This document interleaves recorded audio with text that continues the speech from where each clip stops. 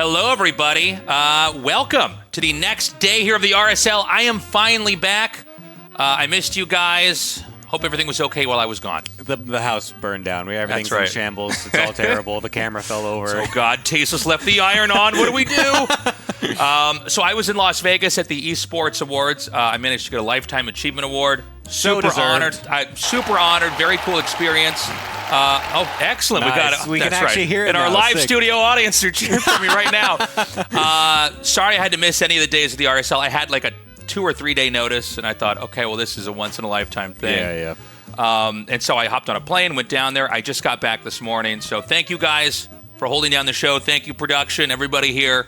And I'll be here for the rest of the RSL. Yeah, man. Super well-deserved. So cool to see you over there. You know, you had your little bow tie and everything, the whole suit I got to rent a tuxedo, man. Yeah. You looked good. I was like James Bond, but I wasn't a spy, and I found it in Vegas. I wasn't good at gambling either. The whole thing was... No, it was a cool experience. So I'm grateful for them, and cool moment in my life. But now it's back to work. Yeah, welcome back, man. We missed you. We got a best of 7 as well between herO and Maru to bring you into as well. It's going to be super sick, as I love to say. It's going to be the winner's final here as the final bracket match that we're having for the day today until we get into our final couple matches tomorrow. And, if you're watching on YouTube, this whole show is cut up in the same way it's always been cut up. But if you're watching live, we actually do 2 broadcast days back-to-back. We had some schedule conflicts, so we moved. There was a tournament in China that was supposed to happen, then it got canceled. But it was going to overlap with ours, so we just moved. We squished our tournament together, and we thought, well, let's not just keep moving the schedule around. So if you're watching this live, tomorrow we're going to be wrapping up Season 3 of the RSL. Yeah, it's going to be great. One more player is going to qualify for our offline finals as well, which is going to be coming up soon. So that'll be happening tomorrow to wrap everything up. But also big thank you over to Archon Studio for being our official partner for the RSL 3 seasons in a row. It's been great to have them with us. Yeah, these guys rule. They reached out to us right when we announced the RSL. And, it's kind of a funny time when we announced this tournament. We didn't know how much money we would raise. We had never really done anything like this. We hadn't built a studio yet. And they came out and they saw what we were doing. They saw how ambitious this tournament is, and they offered to sponsor us. And I got to say, they are an awesome sponsor. They're the premier tabletop miniatures game maker in the entire world. They're based out of Poland. Their StarCraft set, in fact, we've got it. I'll put this on camera now here. We've got the herO figurine, but there's a lot more coming. They're slowly doling this out. And, the artwork on this, this looks like it's right out of the cutscene. Yeah, it's so good. Once you have it all painted up and everything, it literally just looks like herO himself. It's awesome. Yeah, it's pretty incredible. So we really appreciate what they're doing for our game and kind of making something cool. There's actually a lot of crossover for people that are big fans of tabletop gaming and RTS gaming. The late Jeff In Control Robinson was actually a Warhammer world champion. So that's very cool that they're making this. So definitely check them out. They've got other great stuff on their website as well that's not just StarCraft related. Yeah, and also you guys can help support as well if you would like over at the Patreon at patreon.com/ReviveSC2. Tons of different tiers that you guys can help support us with. You can get lots of benefits for those different tiers as well. You can vote in players into the different tournament seasons. You can vote into different maps as well. You can get a discount on merch. You can get replays. Speaking of merch, it's right there as well. You get your nice hoodies, get your mugs, get your shirts, get your pins, the famous pins as well. You need those pins, man. You need those pins. They're just, what, are they 5 different colors? Whoa! Such variety. That's crazy. And they look great all lined up like that. Any way you want to support us is appreciated. If you're a Patreon member, there is a discount, 20% off. Now, we have the offline finals, and tickets are beginning to fill up here. I need to double check and see how many more are left. There are some left, but if you're considering coming to our finals, I would recommend you get some early. We have saved a couple that we're going to give away before the actual event starts, but we've got 2 kinds of tickets. We've got regular, that's $30 for 2 full days of StarCraft II. We've got premium, that's 150 USD. If you want a more VIP premium experience, this is something we're kind of figuring out right now. Like, it's been a cool learning process to rent out a venue, put down a deposit. Now we're going to, once we're done here, figure out how we staff it and then set it all up. Anyways, pick a ticket that makes sense for you. And if not, obviously watch us online or check out the VOD. Yep, it's going to be 2 days of excellent action. The first one's going to be the LCQ, the Last Chance Qualifier. It's going to be a nice single elim bracket with tons of the top-tier players all playing for the final slot on Sunday, December 14th, to join the winners of Season 1, 2, and 3 to find our 4th player as well, to have an excellent offline finals in December. Yeah, so it's going to be crazy. Day 1 is going to be this cutthroat tournament to see who survives. And then Day 2, we're going to really stretch it out and have these pretty long, dramatic matches. We've already got 2 Protosses that have qualified, Classic and Jound. We're going to find out by tomorrow night at the end of the evening who's going to qualify. And then, of course, the LCQ is going to decide that final spot. Yeah, hopefully we can get some non-Protoss in there. There's been a lot of Protosses, but I have to say... I want a Terran and I want a Zerg. That's exactly what I want. I've always been a little bit agnostic about what I would prefer in tournaments because I cast so many, but now that we're running this one, I'm like, oh no, we need a Terran and a Zerg very badly. Yeah, absolutely. It's actually kind of funny as well because we were looking at this tournament. We had like so many Protosses. It was like, what, like 6 or something Protosses in the round of 8. And it looked like it was going to be pretty Protoss dominant. We are now in the final 4 players. And I have to say, David Kim has won yet again. 2 Protoss, 1 Zerg, 1 Terran. Yes. Perfect racial balance. It's the golden ratio. As golden of a ratio as you can get with 3 races in a bracket that usually has 4 people at the very Kim, end. Man, he can't stop winning. So we'll see what's happened. It's been interesting to see Protoss do so well this year in 2 different patches. But in some ways, it's almost about time. I know that Reddit thinks that Protoss has always been OP, but if you look, there's been a lot of Zerg and Terran champions in the history of the game. Anyways, we're going to decide who this champion is going to be for Season 3 in just a little bit. And tonight, we have Maru versus herO. This is going to be a crazy match. Yeah, I'm very looking forward to this one. These players are just so evenly matched so far this year. Yeah. They haven't played too much overall this year, back-to-back. It's been a couple of, just random matches here and there. Only, I believe, like 5 or 6 times they've played. And one of them was actually an off-race match. They were each playing each other's race instead. So it's been very neck and neck. Both are, I believe, 2-2 overall in matches together. So this one is going to be an absolute banger. I'm so excited to see it. We got a best of 7, tons of new maps coming in, some old ones as well. And we've even got Evil Heart coming in as map number 1, one of the most interesting and unique maps of our map pool. Yeah, this is going to be a fun one. herO has looked very strong in the last 2 years. Maru has historically been the strongest Protoss in Korea, Asia, generally the world. This guy is the leading Terran player that there is. So let's see what happens, man. Again, Protoss looking pretty good, and herO, a very innovative player. He's really changed the way that we understand the race and the matchup PvT. So let's see what happens as we go into Game 1 here with herO in the top right and Maru in the bottom left.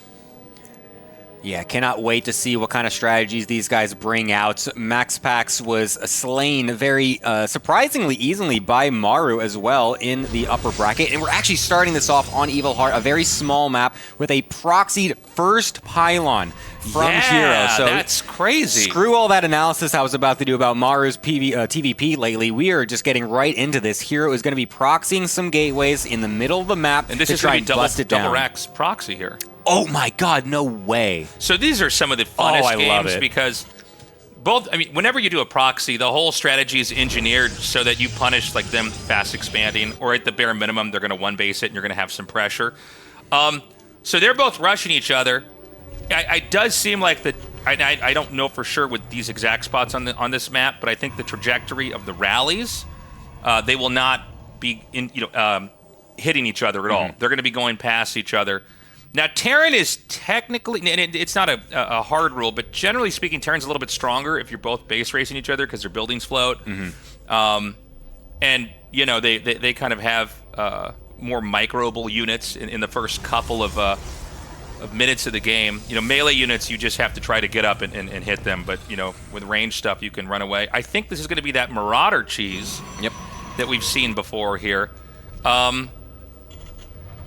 And okay, so yeah, I think Protoss is really in trouble then, right? This is going to be very, very awkward, I think. It's going to be the double Zelt to start it off, and then he's going into the Cyber afterwards to be able to get some Stalkers. Actually, he might even going 4 Zealots off of this double gate. This is crazy. What a ridiculous strategy. He's also, of course, not going to show them just yet. He's going to wait as long as possible to make sure he gets as many of the units out that he can to be able to actually surprise Maru with the biggest force. But then once he sees these units, the question for Maru is going to be, does he actually attack into herO's base, or does he try to bring everything home and just make sure he can defend easily? Okay. I mean, the Zealots are going to come down and hit. The problem is this Wallen's here. Now, obviously, there's nothing to defend this. You can try to repair this and sandbag the damage. 4 Zealots is a lot, but I'm a lot more worried for herO here as this attack's coming up.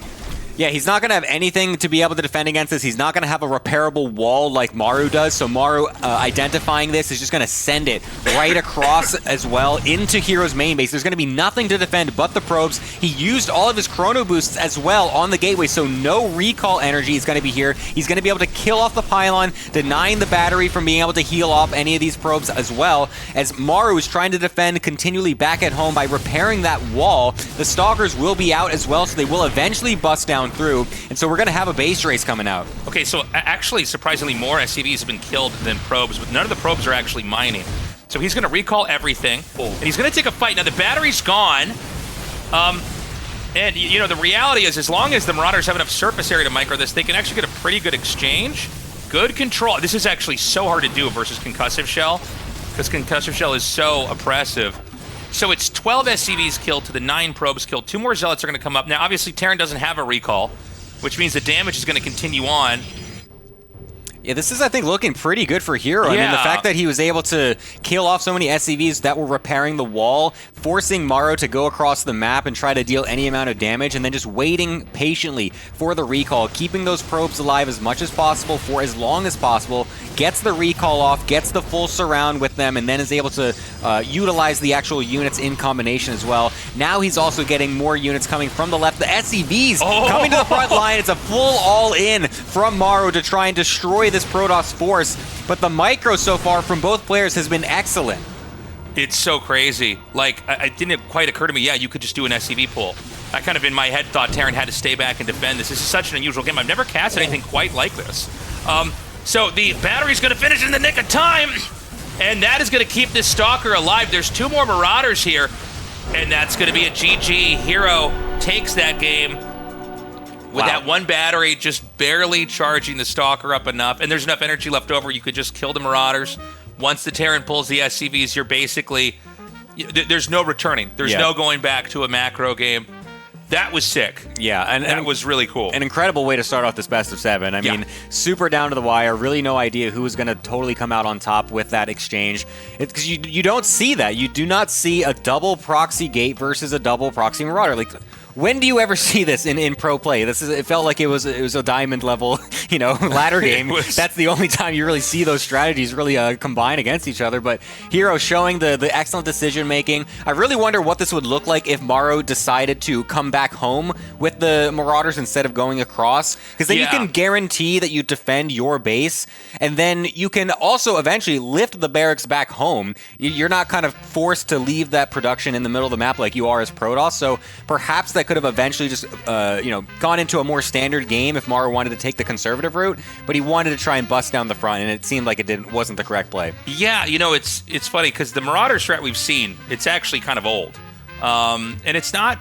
I wouldn't say it's common, but like it's a build you encounter. herO's was much more rare, especially at the highest levels of play. Yeah. But it's crazy to see the 2 builds interact like that. And it's funny because I kind of forgot Protoss can recall, even though in a lot of games you will lose Zealot Stalker versus Marauders that early on. A lot of times it's about the first couple of shots that the concussive shells hit, and can you snowball it? But then it also didn't occur to me that the SCV pull could happen. Yeah. Until it actually, he just went inbound with it. So great game. We're ready now to go into game number 2 in this best of 7 to see who's going to go on to the finals here, the RSL Season 3. Celestial Enclave going to be the next map as well, one of the more unique ones in the pool. Of course, with that little back pocket base, could lead to some potential interesting strategies. Overall, I feel like we haven't seen too many players actually going for that base, considering the fact that it is, half of a base, essentially. It's only got a few minerals and 1 gas.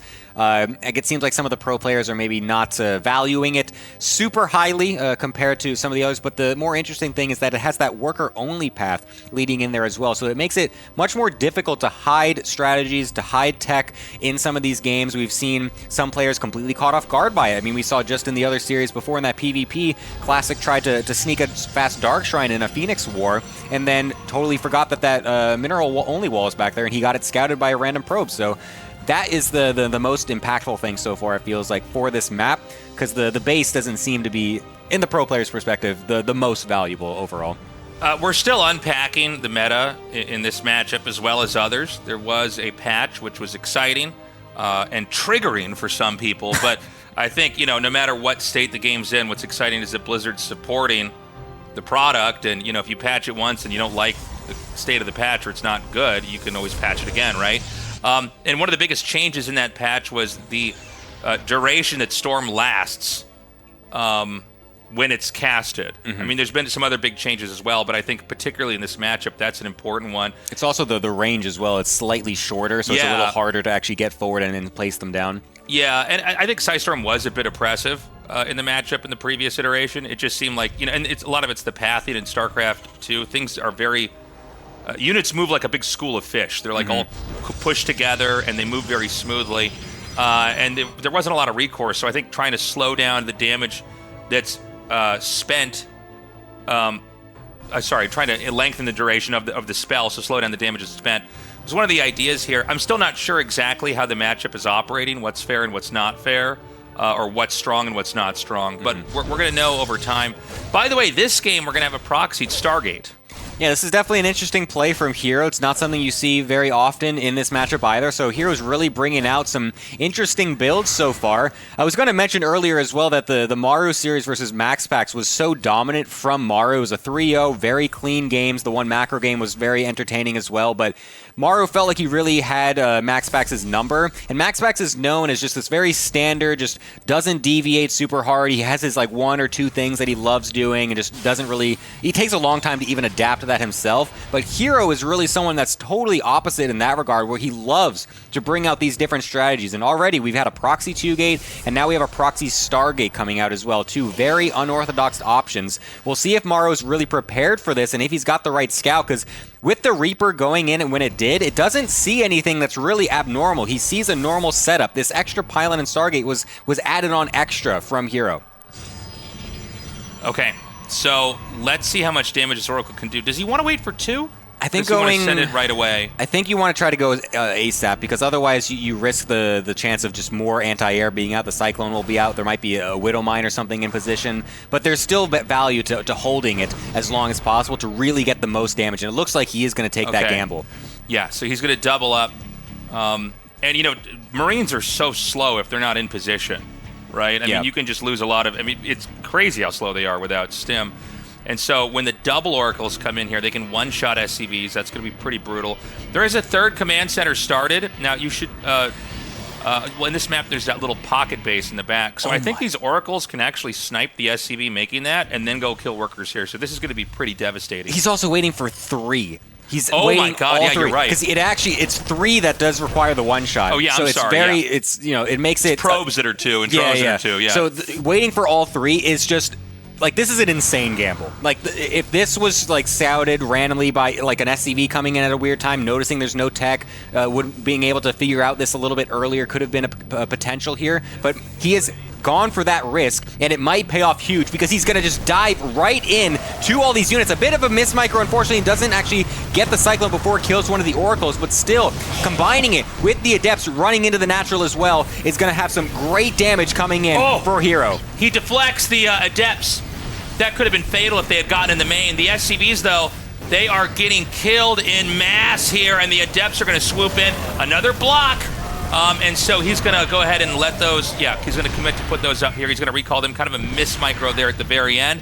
But overall, a devastating attack. Keep in mind that both players were powering up to 3 bases, and one of them lost 19 workers. So, like, herO is in such a comfortable position here, and I don't know that there's a whole lot of counterplay here from Maru that he can do, right? I mean, he lost units, he lost workers. I don't think he can push out that quickly. Maybe he'll try when the Raven comes out. We'll see. Yeah, that's the interesting thing about this as well, because he didn't only kill a crazy amount of workers. Usually, sometimes if this happens, you can kill the workers, but then the army still stands strong, and then you risk the counterattack actually killing you. But in this scenario, like you said, there's really nothing left over for Maru to just go across the map instantly with, so he has to just kind of sit back and just wait and just try and reamass his units. herO even threatening that shade. Maru respects it, because he really only had that like one tank and maybe something else over there. That he was worried like, the splash damage and everything else. Let's just at least move him out here. But even wasting that mining time is pretty nasty. Still getting a couple more extra probes as well, using the Phoenix to just lift up that Cyclone to make sure they can't do as much damage as possible. And the Adepts continually just shading it. I honestly want him to complete this. Just go for it. You see there's nothing here. Sure, there's a tank, but that's, like you said, going to splash the SCVs if he's not careful. And there's just so many Adepts that it doesn't matter. You can just take the shots, suicide them for as many SCVs as possible. herO is up 56 to 31 SCVs right now at 6.5 minutes in the game. It's just been a beat down here for Maru. He's not dead yet, but what I fear is that herO is going to have such a complete army that I don't think there's any way that Maru can really push. He's so behind that I don't even know what the right way to play this game is, right? And maybe to get a time machine and make sure that you stop that proxy. Oh my god, he doesn't stop. It's just coming back in yet again. More little jukes and jives with the Oracle, able to get a couple more. This is incredible from herO. It's something else, man. And, the fourth base is going to be started very soon here for herO. It seems like he's just trying to fill in all his tech. He's going to get Blink and probably try to go in the main. He has one more Oracle, right? I think one of them survived, yes. Yeah, I think it's just below the screenshot here. But he can use that as a spotter and try to maybe Blink into the main. 3 tanks in the front is not great defense. Actually, I guess you can't really get into the main from anywhere else on here, can you? You could get into the pocket base if he wants to go through there. He can blink over the little worker path. It is possible. So normally you have the tanks kind of spread, chained together through the base. He's going to come in now and just immediately get some kills. Yeah, he went a little bit far forward just to make sure with the Oracle that there was no tank, and once he knew it, he just blinks right on in, kills a lot of those units. We'll be able to trade some of the Stalkers out, or even just keep them alive if his Blink Micro is superb enough, which we all know he is very good at doing so. So keeps those alive and gets a lot of free units, basically, while he tries to continue to tech back home. Because that is important as the Protoss player with this build. You're delaying your tech so heavily, going for so many Oracles and Adepts, that you do need a lot of build-up time afterwards to actually end the game. So herO is trying to continue to buy his time for that and just blinks into the natural. That's an insane move. I guess he has enough shots to just one-shot tanks. He needs to blink out again. Now, killing the tanks makes the push a lot harder to pull off. That was a lot of Stalkers traded out. We've had 9 Stalkers killed. I'm glad you brought up that point, Gemini, that, everything that you need tech-wise to really, overwhelm and crush Terran armies is delayed because you're making so many Oracles, Adepts, Stalkers, stuff like that.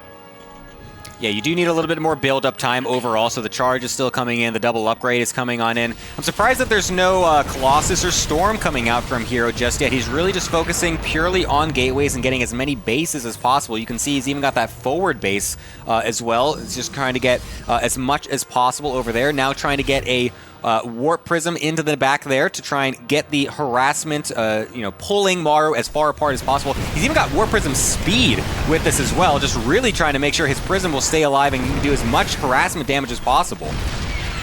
He's going to come in again. This is just crazy. I think that actually herO might be able to just kill him with the amount of damage that he's doing over time here. There's going to be so many more workers killed here. He's so patient with the blinks. By the way, when you kill a bunker like that, especially in a game like this, sometimes that can telegraph that you're going to be counterattacking even more. Just trying to make sure there's really no defense. There's no way to recover from there. And I think he might even, I don't know if he should, but I think he might actually try to attack it again here. He's got the Zealots. He's really blinking forward aggressively every single time. I don't agree with that one. The wall off is there. The tanks are pretty nicely tucked back there as well. But as long as you're constantly trading right now as herO, knowing that your economy is far superior overall, it's not too bad. He's still got his Colossus coming on the way behind this, 2 at a time as well. His upgrades are going to be completing quite quickly as well. So he's going to be rounding out his composition nicely to eventually do a big punishing blow. He's just trying to limit as much as possible from Maru to make that more of an option for him. But honestly, it's still going to be really difficult to just push through this. He's got to be a bit patient with it, and otherwise he could definitely still overextend. The army supply of Maru is still pretty decent. Yeah, my biggest fear right now for herO is an overextension, because there is a point where, like, Terran generally just has a defender's advantage. Yeah. Siege tanks, Liberators, you know, wall-offs with units with stim to kind of flee behind them. It's pretty good. But, you know, the other side of the map is, I think, where the real story is panning out, because herO just has everything. He's got all these bases. He's got spotter pylons everywhere. And he's continuing to try to crush the position here of Maru. But Maru is starting to catch back up. Yeah, he's done a really good job of just being as solid as possible in his defense. Sure, he's losing units here and there because Maru's just being so ridiculous with his Blinkens and everything, but he's really spending all of his resources super efficiently. He's getting as much army as possible while just kind of cutting certain amounts of economy here and there. He doesn't need an insane amount of SCVs to still make a large army on this 3-base setup. He's just taking it as slow as possible, guaranteeing he doesn't die so that he can drag this out for as long as possible, because if he can actually get to the super late game situation, the Terran army becomes very difficult to beat once you have a huge amount of ghosts, huge amount of liberators. It can actually be quite difficult to break. Just going to poke out the tank over here, trading out a lot of shields and some hull in that moment. A big zealot drop in over here. He might even try to go for a warp in, and he's going to hit the front. I got to say, man, herO is insane in this game, and he just lost basically every infantry unit that was made. And no, the Colossus as well. Okay, hold on. So there's a reason why most games don't look like this. It's because you're not supposed to be able to keep doing damage like this as Protoss. I mean, that was an egregious overextension here. Yeah, like, you feel like you have the option to do that as herO because you've been just killing so many SCVs, you've been limiting the tank count over and over, you've got so many bases, so much vision all over the map. You're like, well, surely I can just go ahead and kill them, right? But it's so difficult to actually punch through one of these super defensive Terrans that are just taking it as slow as possible, being as efficient as they can. Maru is got to be just one of the kings at doing this style. herO trying to come forward and snipe a couple units, but bleeding out Stalkers every single time. I'm not liking these engagements more and more from herO. He's trying to be a little bit too crazy with it, I feel like, because I think he feels the threat of Maru actually getting a grip on this game a little bit more. Yeah, well, I mean, Maru's been pretty tenacious, man. Oh, I love this. He's just going to throw down cannons here. And he's going to basically make Terran do probably one of the hardest pushes ever. Snipes that Templar. You can see the storms, they just last for so long. Don't do anywhere near as much damage. Oh my god, a tank shot just killed 3 Templar by itself. Yeah. Oh no, herO's, again, he's just bleeding off units left and right. He's got this cannon and battery position, though, and his high ground position is going to be very difficult for Maru to bust up into. But without those Templar and Storms, I think Maru might actually have an opportunity here. He warped in some more, but there's no energy left, and Maru is cleaning this army up. Dude, this is unreal. This is like bad writing from a movie. It's like, but then he like lost everything, and then he came back and won the game. I can't believe this. He just wiped this position. He killed off a lot of the key tech. Now, I don't know. Can he push out a little bit further? These Colossi are so low on HP. It's crazy. Maru's now in a supply lead. He's been in a little bit of a supply lead for a while now, but he's still in one. We've got a mothership coming out. And, I mean, this is just such an unusual game. Yeah, I really think that herO, he like didn't expect Maru to actually just go up the ramp like that. Despite losing all those Templar, I think herO still kind of just assumed that the threat of the high ground and that crazy position he was making would at least scare Maru off for just a little bit. So you saw him warping some more Templar and just kind of assuming that he was going to be able to wait for a little bit more energy, but Maru just totally just ignored that, just went right up after getting that clutch kill on those 3 Templar, and that swung the whole game wide open. If that kill doesn't happen on those Templar, herO can actually swing that fight more towards his favor because it was really scrappy, pretty close overall. But now Maru actually has a nice position, now getting this forward base, starts to get more of his command center set up. He's really locking in for a really late game scenario. Yeah, he's with all those additional command centers, like you said, that's going to be big. There's still plenty of map for herO to take. I'm kind of surprised he's actually expanding in the lower right here, just getting closer to the Terran. There is more expansions here for Maru to take over time. So, you know, we talk about this normally in TVZs or PVZs from previous patch iterations, but like we could end up with one of these games where the map just starts to get kind of mined out everywhere, but the player who expanded later and took more resources later actually ends up ahead because the other players depleted all the units they could have made, and they don't have any other way to get more of an income. You can see the efficiency so far from Maru as well. Really good on his, just keeping as many units as possible alive, just really forcing herO to bleed out whatever he can. herO known as this kind of very abrasive player that just will throw things at you left and right just to make it as chaotic as possible. And he's trying to do that again with these Tempests. Nice EMP to be able to deny some of this. The Viking count's still high enough as well that it's still difficult for herO. He can't be too leisurely with this army here. Nice storm as well, though, to not deny some of that bio. And the Mothership comes in with the cloaking as well to force some scans and make it harder for Maru. Yeah, he's going to fire a couple more shots in here. He's trying to get in and deny these bases. Maru's actually expanded up to the upper left here as well. So, I mean, he's looking really good. It's funny, this whole game, I mean, we're up to 16 and a half minutes. It's been basically herO hammering Maru the whole time, and it's working less and less the further along we go.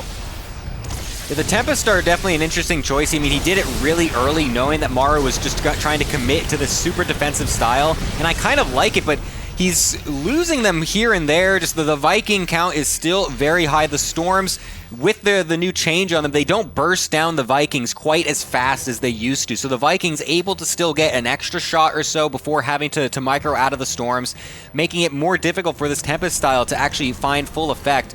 I mean, herO's not dying by any means. He's not dead, but the trades that he's making is not as efficient overall as Maru has been doing. And you even saw herO kind of poking with some Stalkers, sees that Planetary also made on this left base, realizing like, oh god, wait, Maru's actually getting a lot of real estate on this map. I need to start pressuring some of these other locations. Yeah, one thing about the Vikings, though, is they are so slow. So the Storms, they do kind of end up sitting under those Storms a lot if they've already shot once. Here comes a big attack in here. Maru looking so strong. He just cuts right through the Storms. They deal damage, but not quick enough to where these Marauder shots aren't denied early. It's just Tempest, and Tempest, I mean, they're very, very slow. Marines can even run after them. The Vikings can chase them down. With the Tempest going down, that's going to be the last of the real tech that herO has. I mean, this has been just an insane game.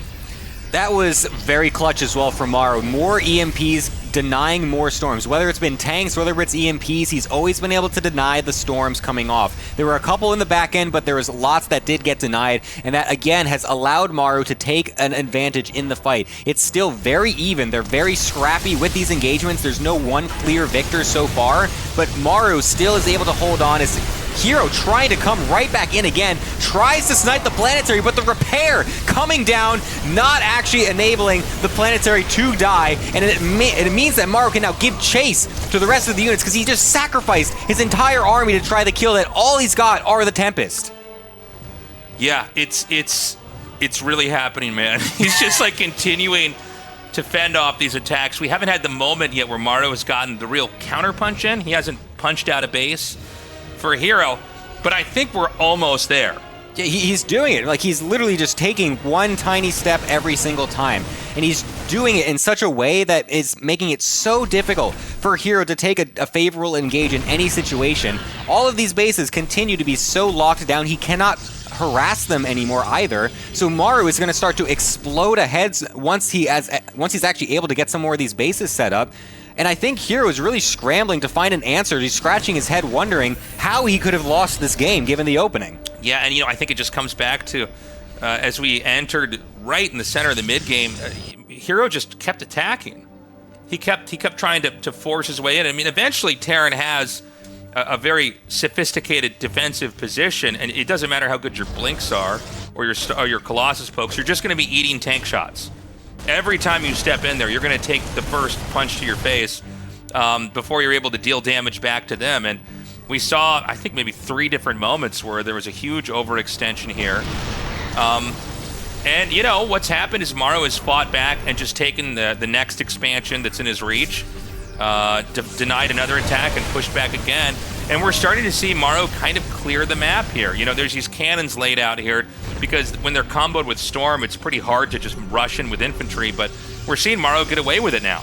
Hey, he's starting to outposition herO a little bit as well. herO, despite having such map vision, isn't able to lock down the army until just now, taking a pretty decent engagement at first, getting some disruptor shots and storms, but the EMPs continue to raid down, and the Vikings continue to stay alive to force this air army away. The time warp actually is what saves herO in the end of that, not allowing the Vikings to give chase, and Maru doesn't want to push too far forward, just takes that one engage and sits it for there. Okay, some scans coming down here. And, Maru's squeezing that little base down there in the bottom right. We are beginning to run out of map, by the way. I don't think that Protoss can take any other bases on the map. Maybe they could take 9 o'clock. Maybe. But, I don't think that herO's in a situation where he can really come in and break anything. Well, let's see. He's going to attack in right now. Yeah, we're going to be able to kill off those tanks, which is very nice, but the planetary continues to remain. Now the rest of the army coming on in. The cavalry has arrived from Maru. EMPs landing on all of the Templar. No storms able to get off. The Vikings continue to chase in pursuit as all of the Colossi and all the Tempests dying to these Viking shots one at a time. The rest of the bio on the ground able to deal with the Zealots, the Stalkers, everything dying from herO. Maru has been able to just sit back defensively this entire game, waiting for his moment to strike, and he's finally found it. Yeah, I mean, this is it. I think he's going to slice right through herO, get to the heart of the base, and I think this is GG. It's been over 20 minutes of Maru holding off attacks, barely surviving, to have one fatal blow counterattack that will kill herO in one of the craziest games we've had of this year. Yeah, herO just looks in disbelief, man. He has no idea how this has come to be. He's thrown out the GG finally, 22 and a half minutes in. Maru with just impeccable defense the entire time. I actually can't believe that he made that comeback. That was He looked insane. So dead. That was insane. Now, we did kind of see the writing on the wall when herO kept attacking in. Yeah. There was one specific moment where, he just kind of he tried to, snipe some siege tanks on high ground, and he ran up, and there's, a full wall in, and everything that wasn't a Colossus died. So I don't know how many Stalkers and Zealots it was, but it was a lot. And you can almost feel herO's presence on the map just deflate. Yeah. Maybe he wanted to try to end the game there because he knows if the game goes on long enough that Maru is just unstoppable. But, I just love what I saw there. That was so cool. That was just such a special game. Yeah, we've got just more of that coming as well. I mean, that was only game 2 of this best of 7. We got plenty more to go where that is coming from. So one of these two players will be moving on into the grand finals at the end of it. Classic versus Shin also waiting for them over in the lower bracket, which is going to be happening tomorrow. This is our final game or final series of the day. So one of these two players at the end will be waiting for the winner of Classic Shin, and then also whoever plays against the loser of this match later today. Guys, go to youtube.com/@ReviveSC2. Give us a subscribe, like the videos, leave a comment. We're still trying to grow this channel in the YouTube algorithm. The the viewership on Twitch and everywhere else has been great, but YouTube is by far the biggest. It's the biggest thing on the whole internet, right? I mean, everybody just kind of gets almost all their non-live content from there. And so if you can like these videos or tell a friend, link it around to people, we want more people to find this. There's a ton of people that don't know this is on. When I was at the Esports Awards, there were a lot of people that were fans of StarCraft that were not aware that RSL is on, because I think a lot of people aren't always on news sites as much anymore. They kind of wait for algorithms to feed them the content they enjoy, whether that's Twitch or YouTube. So anyways, we want to try to get this out and spread the word. We're going to go take a short break. We come back. We're going to go to Game 3 in this best of 7. We will see you soon. Welcome back, everybody. We are here continuing on the best of 7 with Maru versus herO.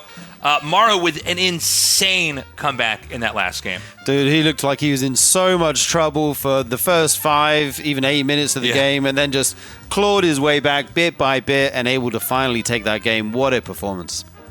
It was wild. It was the entire game was Maru absorbing damage, eventually winning exchanges, and then it was one counterattack that won the game. And he didn't waste his time going to all these different bases on the map. He went right up into the infrastructure, obliterated everything.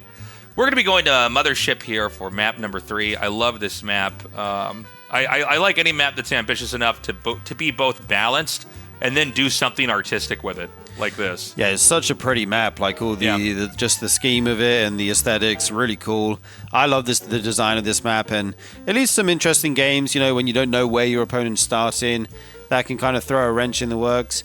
Evil Heart was another wild game. Like Celestial was crazy how Maru came back, but Evil Heart, the double proxy, dude. Oh my god. I mean, you just never have games like that, right? Yeah. So let's go to game 3 now on Mothership. It is Maru here in the bottom rightish starting location, and herO in the upper leftish upper location, I think is how you correctly say it. Yeah, leftish upper. We were trying to do the times. We were like, oh, Maru's at 5:30. Yeah, you know what's funny is when people do the clock stuff, it bothers me. Like in the old Korean cast, that's what they do. I'm going to do that every game. They'd be like, he's here at 1:30, and I'm like, I can't. Like, at the moment that they go in anything like that clockwise, I got to like make a little clock on the screen in my head. Look at your watch. I got to look at my watch and figure out, okay, where exactly is that? So yeah, let's see what happens here. The whole shape of this map is very different. So I don't think we can kind of recreate what we saw in the last game, but let's see.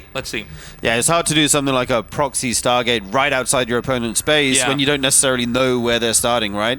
So we do see that probe coming out from herO. He's going to confirm that Maru is not in the top right. Another thing as well is that I don't know how easy it is for the Terran to split this map in half. 3-player maps, it's a little bit different than if you have 2-player maps or 4-player maps. Yeah. Where you're kind of, it's clear who gets what.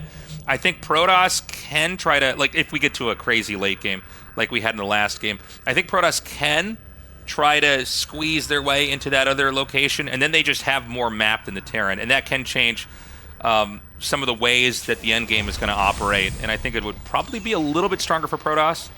But again, we're still kind of unpacking the meta here and how everything works on these maps. Yeah, there's definitely a lot of bases to take, as it is a 3-player map. You can take the bases in your kind of corner of the map, and then you can take the ones in the empty corner of the map if you are the Protoss or if you're ahead or whatever. The probe just confirms that CC is going down at the normal time, knows the Reaper is probably on the way, and gets out of there, does not want to be picked off for nothing. And it's going to be a factory follow-up here. So, with the first Reaper coming out on the map, he's going to try to scout the Protoss and see what exactly he's up to. And, let's see if we get a third CC here or not. Something tells me Maru, he's a guy when he can, just like Turtle and Macro, he will. And so it wouldn't shock me if we see him try to do that this time around. But I would love to see him do a 2-base push as well. Yeah, I mean, he's one of the best turtlers in the game, I feel like. And I think you're right that we won't see a super quick third TC. Celestial Enclave, the last map, definitely lends itself to that with the pocket base. A little bit harder to take a more exposed third here on this map. The Reaper gets a full tour of the main base and will, just go down to the Stalker there. So right now what herO is doing looks pretty normal. Unless he throws down like 3 more gates here. This is probably going to be just one additional gateway and then a Nexus, which is kind of the defensive macro play. So we see that second gateway coming down. We'll see if there's going to be a third and a fourth or not here. Yeah, Maru doesn't know there's a Twilight yet, but you can probably infer it is kind of the standard thing right now, right? We do see some other stuff, but Blink is by far the most common thing. This Adept going to shade up here, not commit to it as there are 4 Marines there. Backs off, and so far Maru's not lost anything to the Adept. Oh, got to be careful. The SCV actually kept the depot from being able to come up as it walked over it. Doesn't commit to the shade, though. Could have been a little bit dangerous there. Yeah, that was pretty crazy. He got right up there. Here's going to be that third Nexus. Well, there's a pylon here, but there will be a third Nexus here soon. And it is double racks with the factory and the starport add-on here, and getting stim. So he's not going to be getting a third command center and trying to land it, or dropping mules and making SCVs and then landing it later, I guess is what really happens. But it is a map where the third base and the second base for Protoss are pretty far away from the Terran. I mean, this is an incredible distance to travel. So if he does decide to push with it, he's going to have to really try to not be slowed down in any way. And usually what Protosses do, especially with Blink, is they try to force siege mode, and then they run away. And then they'll attack it again and force siege mode. And if you do that like 2 or 3 times, generally the Protosses amass enough that they can crush the push. Yeah, I'm just thinking back to the Maru versus MaxPax game. It was actually identical positions, and Maru did go for a Marine tank push with an SCV pull that actually just killed MaxPax outright. I don't know if we're going to see the boys be pulled in this game or not. The tank siege is up at the front. There is Blink available online in 8 seconds. And yeah, herO makes sure the Terran army isn't already moving out. This one little Adept going to shade in here. Wants to get that one SCV. Oh, doesn't get it. So there's two parts to holding a push like this. The first part is where you're trying to sandbag their movement. So you're trying to force siege and you're trying to just slow them down. The second part is that you need to get some of your units behind the push to kill the reinforcements. And this is, like I was saying, the same push he did to MaxPax. He has brought some SCVs here. This is going to be very difficult for herO to hold on. He's trying to buy as much time as he can. Picking off a lot of SCVs on the way over, actually. Well, just 2 for some Marines as well. This is good damage, slowing down this push as much as he can. No siege from Maru, though. He's just going to send it as far as he can. He's going to keep coming up here. I mean, this is a lot for Terran. And remember, you know, the Stalkers, the damage is permanent, right? And so, I mean, he's got a lot of squishy Stalkers, a lot of orange and red ones here. There's 2 with full shields. But the tanks are not in range of the Nexuses yet. So he's going to throw down bunkers, and this is where you try to get a really cemented position. He is going to go behind. This could be for the interception. So this is what I was talking about a second ago. You need to get a couple Stalkers. They're going to, are going to catch everything that's on the way up here. And you're going to try to thin that out. But Maru's response is to just dive into the front. He unpowers one of the gateways. That's a big deal when you're trying to deal with a push like this. Yeah, indeed. Beautiful move by herO going to get that tank. But Maru said, okay, if your Stalkers are over there, I'll just shove it into the natural. The siege tanks now, I think, still just outside the Nexus, but they can hit some more of these buildings. The Twilight would charge on the way, under fire with less than half HP. That siege tank will actually be in range of the Nexus now, I believe. And Maru doing huge damage here, it feels like. Yeah, and the reinforcements are starting to merge up in here. Now, everything's very low. One medevac completely depleted of energy. There's only one Stalker here, and it's not even intercepting any of the reinforcements. This Nexus is going to go down. I think we are almost to the end of this game. herO has to figure out how to hang on. He's going to pull the probes and dive in with the Stalkers. Huge blink there, picks off the first tank, doesn't go for the second one. What's he shooting? I'm not sure. The bunkers are still there with units inside. The tank finally falls, but herO lost a decent amount of his army here. And it's kind of weird now because his third base is cut off from his army because of these bunkers. Yeah, this is the problem, right? He killed off some of the tanks. There is a pylon, so we can warp in over there. Oh, you know, hold on a second. Maybe there's a world where herO can actually survive here. I guess there really isn't almost anything to push just yet. He's going to put the Liberator here because the Stalkers can't cleanly blink across unless they wrap around to the main. But then, of course, if they wrap around to the main, you can flee to the bunkers and maybe put on pressure somewhere else. More tanks are being made. Guardian Shield's going to come down here. And this is quite a bit. Yeah, I think herO will clean this up eventually. The question is just at what cost. He's been knocked down to a 2-base Protoss right now. Maru actually sent the SCVs home. He has the worker lead, which is a very good spot for the Terran to be in. You just don't want to lose too much on this retreat. Yeah, and this is not going to be an easy game here for Maru. He's still on his 2 bases. He technically has more workers. Keep in mind he's got mules as well. But herO, you know, he's going to be able to contain him here. This is not a game where you're going to have another push like what you saw before. He needs to get a lot more tanks. And if he were to have a push like that, he'd need to pull a lot of SCVs as well. So anytime you see Terran do a 2-base push and the other player survives it, usually it's a rough later game. Doesn't mean it's over, but it's just a pretty difficult position to play from because everything you were doing before was sort of hinged on your initial attack working. Yeah, this is so ballsy from Maru, by the way, sending out a full medevac worth of units as herO pushes the front. The first tank goes down. There's one more on the high ground here, but it can't hit the Stalkers right now, so they start to go to work on these depots, on these SCVs. But there is the drop, and it's going to pay for itself, I think. Starting to get some workers. herO, is he going to recall home here, or how is he going to deal with this? Is it on cooldown? I'm not even sure. He did use it during the big push. And Charge was actually killed as the Twilight went down, so he has to remake that. Yeah, I was looking at this. I'm like, what is wrong with what I'm seeing here? It's that you never see Marines do this much damage 9 minutes into a game. And he killed off actually a lot of Zealots. That was like 7 Zealot kills back there. So thinning that out is a victory. And of course, this is not a game where you have Phoenixes, so you can just take the medevac and kind of throw it into a corner. And Protoss is going to be a lot more uncomfortable trying to move around the map. Yeah, they have to leave units at home to deal with that. And you were saying herO the contain on Maru, but that medevac is kind of his way of getting around that and dealing some counter damage. The third CC actually coming down here for Maru before the new third Nexus from herO right now. So, because of this, he's actually going to be able to push out. And this is all due to that medevac.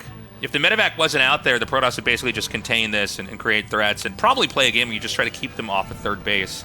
But he didn't also prepare for the drops. So you see a lot of Stalkers that are here imprisoning this medevac. Yeah. But those could have been used to hold off a push here. Yeah, definitely. And Maru actually scanned here as natural. He saw that he hadn't taken a Nexus yet.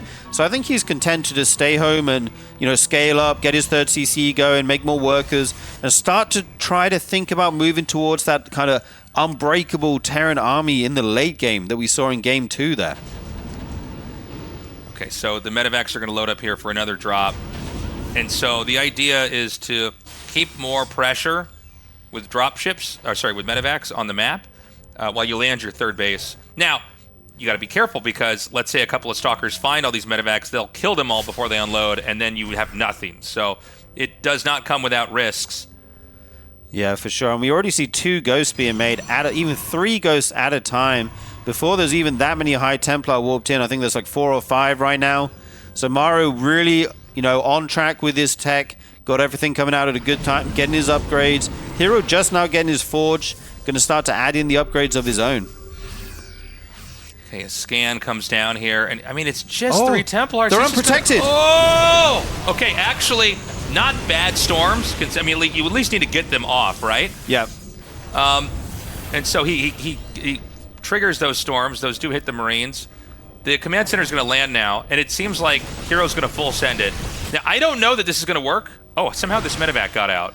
Oh, never mind. It does manage to fall to the Blink Stalkers. If Maru can get these 3 full medevacs back, kind of recoup his forces, heal them up because they were weak after the storm, he's got a chance of holding this. herO going to try to make this happen. His third CC is so late. I feel like he needs to do something before Maru gets out of control, Tasteless.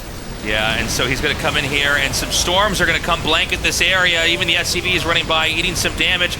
Maru has so much that I think he might just be able to have a counterattack that can go all the way back home. He's going to snipe that last Archon. Going to park for a moment and heal up. I think that Maru has once again won this game. I mean, he's just so good at hanging on. Oh, my God. That one sad High Templar runs into Marauder. Kamikaze Templar there, storming himself and the enemy. It makes me think of Yoshimitsu when he stabs himself in the stomach. Through the belly. Through the belly. It's on the other side. Anyways, this push is going to come through, and I think hero's dead. Yeah, I mean, the army supply of Maru almost double that of hero's, and he has the tech he needs. He has the ghosts. Okay, Storm's kind of whiff here, but they zone the Terran army back slightly. 1 medevac at the front will zone out the Warp Prism there. The Widowmine's Burrow. He's going to try and set these off with the Blink. Not quite able to, but there's just so much bio right here with Maru's control. He's going to stutter step all the way back here, take out all the Zealots and the Archon, and there's nothing left here for herO. I mean, that's it. He's dead. He has no more army. He's going to warp in a couple of Templars, and it's not going to be enough. Excuse me, Zealots. Templars are up here. Anyways, he's tearing all the way through the base. And I got to say, things are looking very bleak right now for herO, who had, I think, a really amazing Game 1. But we're kind of, by the Game 2 and 3, really just seeing the raw strength of Maru. GG. Maru takes that, taking the lead. Wow, a pretty much identical push to what he did to Max Packs yesterday. And once again, it works. It looks super strong.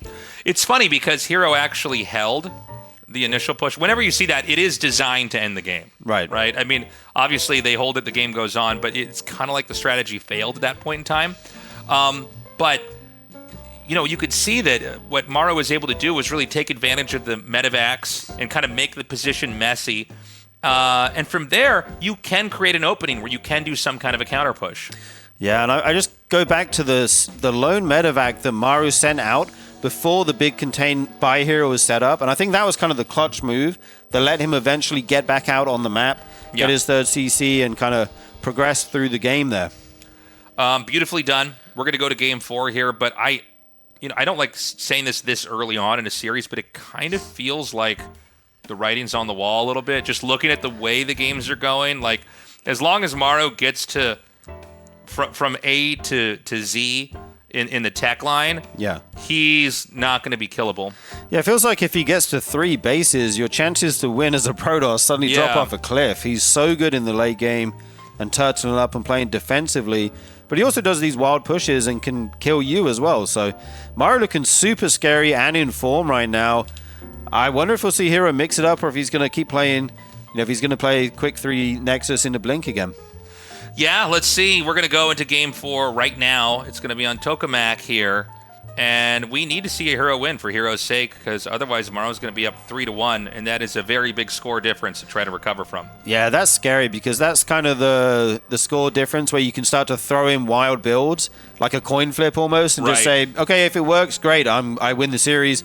If not, okay, I still have some more chances here. Oh, okay. We do have an early probe coming out here. Oh, hold on. For some reason, I decided this was earlier than it was. There is a pylon making here, but let's see. I was like, it's game 1 happening again. Yeah, you distracted me there. And then I looked back to the screen, and I was like, oh my god. So he's going to come up here, and basically this is to confirm there's not proxies on the map. Which, by the way, Maru, in certain years, has proxied more than any other Terran player. In competitive matches, there was periods where he was proxying more than he wasn't, and then he just stopped doing it and went to the complete opposite. So, I mean, talk about a range of play. Yeah, indeed. Like in lots of different matchups, right? Especially against Zerg, I feel like he used to do that all the time and would just macro out of it flawlessly. He's such a scary player to go against, because it could be a proxy, it could be a really macro-orientated build, and he's among the best at executing both. So we have the probe right now just continuing to scout around, and you're just kind of looking for any other interesting tidbits of information here, like a second gas or a second racks or confirming the command center. And it's cool to see herO do this time around. He clearly wants to do something a little bit more standard in development. He just wanted to get that confirmed. Like, I'm not getting cheesed, am I? Because if I am, this could go horribly. And at this point in time, you basically, even though he didn't see the command center, at the expansion, he knows it's in the main. Yeah. The only other thing that could have happened, because he didn't see any other buildings, would have been like a command center hidden somewhere on the map, which doesn't make any sense. Yeah, indeed, that probe will go home, scared of the Reaper. As we can see, though, it is going to be oh no, it's actually hanging out down here in the natural. That's interesting. If that CC finishes and picks up, he will be able to see that with the probe. On the back of this, he's taking his own Nexus. He's going into Warp Gate, got a Stalker. No early Adept harass or anything like that coming out from herO. Okay, we see an Adept second, so it's going to be Stalker into Adept. Chrono in that out, and Maru's getting his own factory behind this. Is that actually in range? No, he can't see the factory. You can probably presume it's coming, but at least he knows it's not a Reaper at least. So back at home for Protoss, it's the Twilight Council. Again, will we have surprise tech? Will we have 4 gates? Time will tell us that. I just feel like it's probably going to be a third base. I think what herO has probably decided is that he at least has to get his third base up and running, and then he can do kind of cheesy stuff or aggro stuff or experimental stuff, or maybe he plays in some kind of straight-up way, like we've seen Classic in previous patches, that he just shows us there is a way to hold this off. But that would be my guess here for this game, is he's going to at least get to 3 bases before we see really what he's going to show us. Yeah, Maru going for a Hellion build here. There will be some potential to dive a mineral line at some point, try to pick off some probes. We do see its blink from herO, so you got to hit before that or it becomes way more difficult. There's a medevac as well, so this could be like a, Hellion drop into the main or something like that. Right now, these Marines taking a little bit of fire. The CC will finally come down here to land. And I think these trades have gone pretty well for herO. He just has to save this Stalker. By the way, 2 gates making. Oh, yeah. So that's going to be a 3 gate, at least for now. Now, you got to be careful when you're doing this as Protoss. You do initially have the advantage because you have shields. But once that damage on the Stalkers, is there, suddenly, you'll see a lot of times, like when damage like this is dealt to these Stalkers, let's say they live in this fight, and it looks like they might actually not. Oh my god, he's so the nasty! So sick, Tasteless. He did lose that one alien, but juggling these other 2 so expertly. If he gets a second Stalker, that'd be insane. Actually going to lose. Oh, he saves it again. Hellion no-scopes the Stalker. I think this is a little bit of an overextension. The point I was trying to make earlier was just like, yeah, this damage is permanent, so sometimes you'll see Stalkers win fights like this, but then they all explode later on in the next fight because they're so low.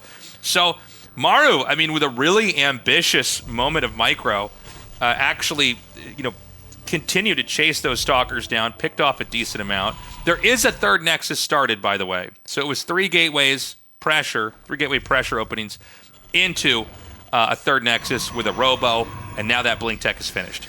Yeah, and I love this start for herO. He picked off, the Hellions. He got a bunch of Marines. He didn't lose too many Stalkers. I think he'll be very comfortable with the position he's in right now, especially with that third Nexus going up. As you said, he's got his Robo online, and it's going to be tough to push out as Maru without, taking too much chip damage from the Stalkers. But what he does have is a Raven. Yes. The Raven can be very, very handy, kind of like a Swiss Army knife here for pushes, and allow you to try to set stuff up. Now, he's setting the Raven out, in this case, to try to chuck down some auto turrets and get some damage here. And this is another way, just like we saw with the Medevac, to trap the Raven, to in some ways trap the Stalkers in the base because they have to hit the Raven. One of the problems when you do this with a Raven, though, is that the Raven can then be stuck, and it could have been used with a push. And, the Raven is a very handy unit in that regard. Yeah, you'd love to get that in the airspace behind the main. That could be super annoying, though. If the Stalkers are paying attention, you may be able to blink on this and pick it off, but it does sail all the way through. Drops the first auto turret. He's going to go to the left side here. Oh, actually going to drop it in the natural first? Yeah. He's going to go there because there's no battery over here, so he can be guaranteed damage. Double auto turrets. Double auto turrets across the sky. Parks that Raven. You seen that double Raven video? Of course, yeah. Drops. I don't know why that popped into my head. Drops the Raven here. No, I'm with it. I was alive in 2010, yes. It's an old video, man, but it's a classic. It is a classic, actually. Yeah.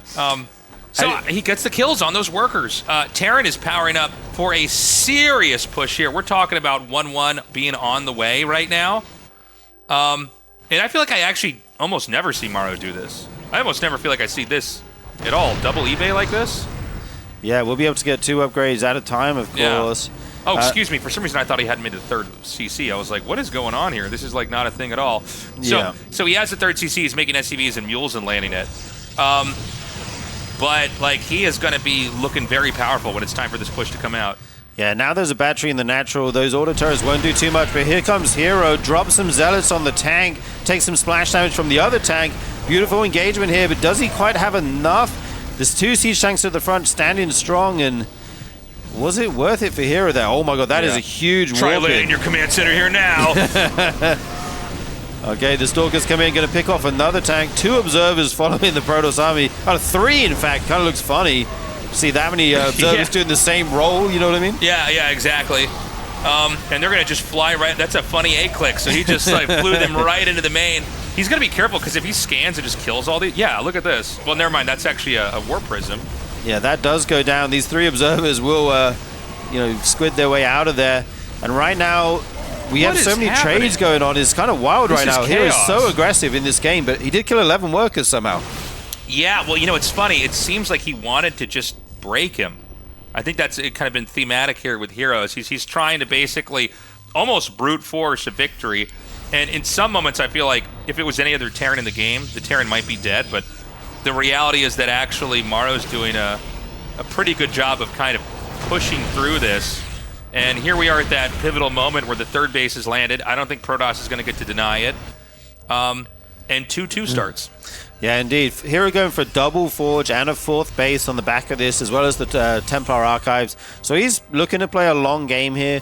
We do see those 3 observers kind of split out now, position themselves on the map so they can give him some good vision, a good ring of vision. And we have Colossus out already, so herO kind of filling out the splash tech tree here. So, what exactly can Protoss do is what I'm wondering when we get to this point in time in the game. Previously, like in the earlier patch like we had in Season 2 of RSL, Storm was sort of the answer. In fact, Classic had this cool build where he was going for 2 base into Storm with a later third, and he'd get a Colossus next, and then Immortal. Sorry, not Immortals. Well, he probably would have some of those too, but Disruptors was the key tech there, and he'd kind of have this smorgasbord of splash damage. And it was hard to deal with. And it's not that Storm is bad now, but Storm doesn't obliterate infantry in a way that it did before. Yeah, indeed. So I feel like that's why we see more Protoss players going for the Colossus first, before adding in the High Templar later. herO actually threw down 2 more Nexuses, by the way. He's up to 5 now. As we said, okay, if you want to be passive, I'm going to kind of take the map, really get an insane eco, and then just try and starve you out, I guess. Yeah, and I mean, the big mistake that herO's been making is that he takes these fights he just shouldn't take. And this has always been a rule in StarCraft, especially when one race is burdened with pushing the other, is usually the defender race. Like in this case, at least in the way the meta looks now, the defending race is sort of Protoss. One of the biggest mistakes you can make is you take the whole map, but then you attack in 1 or 2 times incorrectly, and you will die to that push, because the pushing race is so strong. Yeah, Maru's plan looks to be clear now. He's going to try and turtle up on 3 CCs, get to that unbreakable Terran late game army. Here's so many zealots, dude. It's just crazy. They're just targeting all the way around those depots. They get in there, but again, it's kind of like the previous game. He just eats the damage and survives, and all of the tier 1 units were wiped out. We saw the 2 real stalkers run away. There was a hallucinated one with that. And, you know, you look at... Okay, so there's a worker lead here for Protoss. That's the one thing that herO is getting out of these attacks, but it's, you know, it's one of those core features of the race, the permanent damage when you have these attacks post-shield for Protoss. It does start to add up in the next attack and the attack after that. Yeah, that was so funny to see the Zealots go all the way around the CC. Yeah. Did they change charge in the patch too? How long can these things run for? Dude, this is so many Zealots right now. The 4th CC of Maru gonna not be able to land. He's gonna have to set up all the tanks, get some SimCity going. Meanwhile, War Prism looking to harass the 3rd base of Maru. There's just an orbital down there. He will make a planetary on this one, presumably. But herO's up to 6 bases right now. Huge EMP on all those Zealots. Yeah, 1 sentry there too, so no Guardian Shield. So that's a bit painful. So he's going to try to do a double prong attack here. Here we go. Watch them zoom again.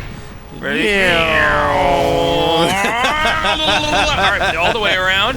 That's so funny looking. And I think this tank, this tank barely dies, but like how many Zealots was that? How many Nexuses of Zealots just died back there? That was a lot of Zealots. Yeah. We see a Dark Shrine going down here as well. 12 there for 2 tanks and a Marine and a couple SCVs. Not a great trade on paper, just looking at the the resources, but herO does have the better economic engine behind this to support these kind of suboptimal trades. So he's going to get the Warp Prism. I think he wants to, I thought he was going to go in the main. Hold on, what is he going to do with this? Is he going to do like one of these Brood War, like drop the Zealots on top of the... I think you're right, Tasteless. Yeah, okay, well, we're back in 1999. I haven't seen this in StarCraft II very often. He does get the drop on them. Now he's going to go in the main and warp in. Okay, now I see what's happening here. And this is basically to try to displace Terran. Probably all to set up to hit that 4th base. So he's going to just launch this huge attack over here while the Zealots are warping into the main. And I don't know. Yeah, okay, he actually gets an EMP off. It's pretty good. You know, EMP is not really a thing that you're super excited to do to Zealots, but you'll do it to anything Protoss because it gets rid of shields. He targets it down. Now, this is interesting because he does win the fight. Oh, now this is going to be funny. The revenge of the Vikings, not really. They actually get back up. Vikings are so bad at fighting Immortals. Yeah. So he did something that's interesting. We don't get to normally talk about this in StarCraft II, but when you throw your whole army away to kill a command center, that usually can lead to a counterattack, and that's exactly what's happening here. Generally, I actually had a problem with this back when I first started playing StarCraft. My brother had to have like a talk with me. He's like, stop throwing your army away to kill my hatchery. I'm going to remake the hatchery, and I keep my whole army. And so we kind of saw herO do that back there. And now I'm just a little bit worried because, Maru does have a pretty sizable complex army. But I guess, herO does have enough Colossi that he's okay. But the real point of the story is that, okay, you killed the command center. He's just going to make another one. Right. It wasn't like he didn't have resources at his other bases. Yeah, Maru had a big supply advantage after that planetary cleared out, the Protoss army, as you said. He kind of looked like he was in 2 minds, like whether he was going to push or not. In the end, he decides it's safer just to stay back. He's got his 3-3 on the way, almost finished. Maybe he wants to wait for that before an engagement. herO, on the other hand, he takes the base. He's got a better eco. He's going to remake these units and start to look to be aggressive again as he maxes out once more. No. Even taking some of these kind of edge bases as well. Yeah, these periphery expansions over here. He's going to attack it again. Is this an overwhelming amount? It seems like he's not that comfortable. The Colossi were pretty far back. Okay, I don't know what's going on. All right. The Colossi were pretty far back. You kind of need them to be leading with the damage, or it makes no sense to have the Stalkers and the Zealots in the front. It is actually kind of like a problem that Protoss have, is that when Blizzard made charge, you don't really control it, right? You kind of just hope you get good pairings. Oh, this fight looks so good for Maru, though, Tastes. The Colossus falling really fast here. There's nothing left. The fight's just getting better and better for Maru, more and more efficient. It feels like taking a front-on engagement is so tough for the Protosses at this point. And look at this. He's just going to make a beeline. He doesn't care about these other bases over here. He's just going to run right up here. He says, where are most of the pylons and the gateways?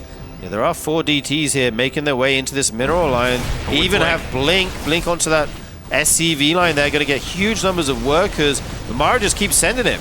The problem is that Maru has this death ball, this sledgehammer that is just going to plow through everything. And like the DTs are great, and they did kill some SCVs, but Maru already has an army that could probably end the game here. So he's going to move right up into the natural, and you can see this is where the infrastructure is. There's only one disruptor. That's going to buy time. Probably not enough. He's going to take out the... Now he can take out the Robo. He can take out the Templar Archives. The units that are trickling out of the barracks can deal with the counterattacks too, which means eventually there will be no counterplay on the map. And the big killing blow here is going to be the main. He's going to... These are where all the gateways are, all the rest of the tech besides the Templar Archives. We see a scan. Oh, scan's the wrong spot. Yeah, Maru just taking out all the infrastructure here of herO. There's, like you say, some SCVs going down, but Maru does not care. He feels like he can end the game with this massive army he has and eventually clean up these counter punches. Gonna lose all this tech in the main. The Robo Bay goes down. This Nexus will fall eventually. The Dark Shrine as well will be a prime target. And this is all the production. All these gateways are going to be depowered here. Now, what is Protoss supposed to do here? Basically start to remake stuff at these other bases. This should be losing for Protoss, but there is like a way to play it, which is that you make more gateways. You get your Templar Archives, importantly, the Dark Shrine, the Robo, ideally before your Cybernetics Core is killed, because if the Cybernetics Core is killed, you're back in the Stone Age. Right. The problem is I don't know if that's happened. I think in the top left I see gateways being made. Yeah, he's remaking 6 right now, but it's going to take a while for those to get online. And Maru's army is 124 army supply to 11 for herO right now. So Maru looking in complete control of game number 4 right now. Yeah, and from here it's cleanup crew for Terran. You're just going around the map. You're trying to find any other bases. Ideally, you scan, you find where the gateways are. That's probably the most prime destination, and that's going to be up here. Now, I think herO's going to have to tap out. Yeah, he looks rather dead here. He's frantically warping in whatever he can. Another base falls here from Maru, even landing the Vikings for more DPS on the ground. herO forced to GG. Another good game by Maru. He's looking so insane, good right now. Man. I mean, that's just crazy. He looks so good. It's funny to have games end like this too, where it's like herO has, I mean, something like 60% of the map. So many bases. Yeah, and then it's just, you know, eventually Maru has enough, and he wins a fight so hard that there's nothing that Protoss can do. They can't even remake everything they had. And I'm curious now that we're seeing this, because these are two of the best players in the whole world at their respective races. Yep. How the matchup is supposed to operate for Protoss when you get really, really late in the game. Yeah, I mean, I think it's all about just throwing your army away and trying to trade it out for the Terrans, but having the bigger economy behind it, even though they're not the best trades, and eventually starving them out.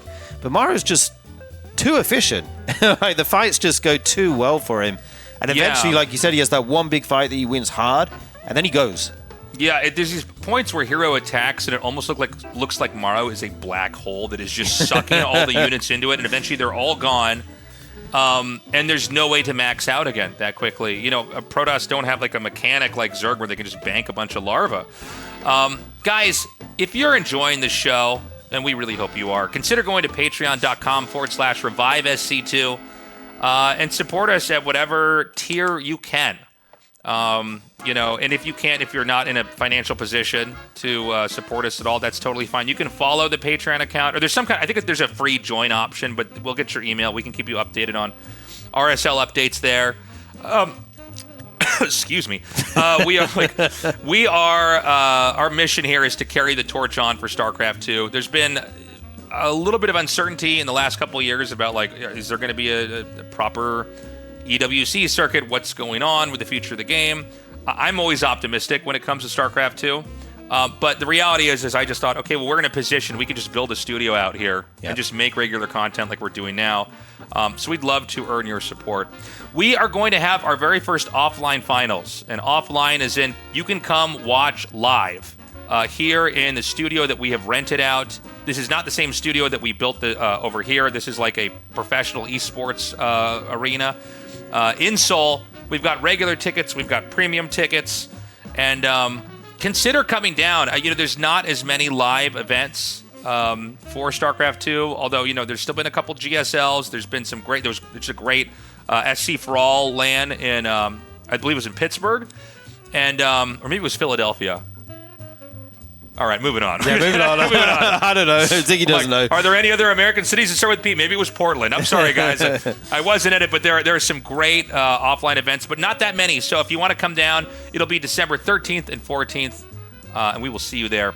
We're going to take a short break. When we return, we're going to continue on with this best of 7 with herO versus Maru. Welcome back, everybody. We have tagged in state, and we are ready to go into game number 5. Yeah, it's hard to remember, isn't it? I mean, these yeah. have been some up and down games. It seems like herO just keeps coming so close to knocking out Maru, and Maru somehow survives. Yeah, it's kind of crazy. It just seems like, at least when Maru's playing, as long as he gets a third base and then gets his tech up, no matter what herO tries to do, herO cannot kill him. You even saw you see herO shake his head? Mm-hmm. That's a real Korean gesture, I guess, of kind of feeling frustrated. There it is again. That is. If you've lived in Korea, you know what I'm talking about. Like, I was in Team Houses long enough to do the same thing when I'm losing my ladder games. It's got to be frustrating. He's thinking, man, what do? I don't know. He's going over in his head, and he's not sure he's got the answer. And Maru just kind of, appearing to be like this unstoppable final boss of StarCraft II right now in the matchup. We're going to go to Magnetic North here and see if this is going to conclude with Maru just closing this out in the same way, or if herO has some kind of solution here to this puzzle, this enigma that is Maru's TVP. All right, herO spawning down in the bottom left, Maru in the top right. And yeah, TVP these days, we got a little bit of a taste of this earlier on in the RSL. It just seems like the game's going to go one of two ways. Either Terran is going to go for a very early siege tank push and try and end the game out quite quickly, or they'll just turtle up. Right. We're basically back to TVZs from, I don't know, 2 or 3 years ago. Remember we had like a string of 3 or 4 GSLs where every TVZ game it felt like was going 20, 30 minutes? Yeah. It's kind of the same thing right now. Protoss players, they're taking all these bases. They're very swarmy. They're playing with low-tech armies. And they're trying to take down Terran players who, as long as they secure a 4th base, if they get gases number 7, number 8, they can max out on an army that simply cannot be stopped. Yeah, it's funny. It seems like the patch, in some ways, was here to kind of correct the matchup, but I know this is just one matchup with 2 players, but I do feel like we're kind of seeing something about the meta, right?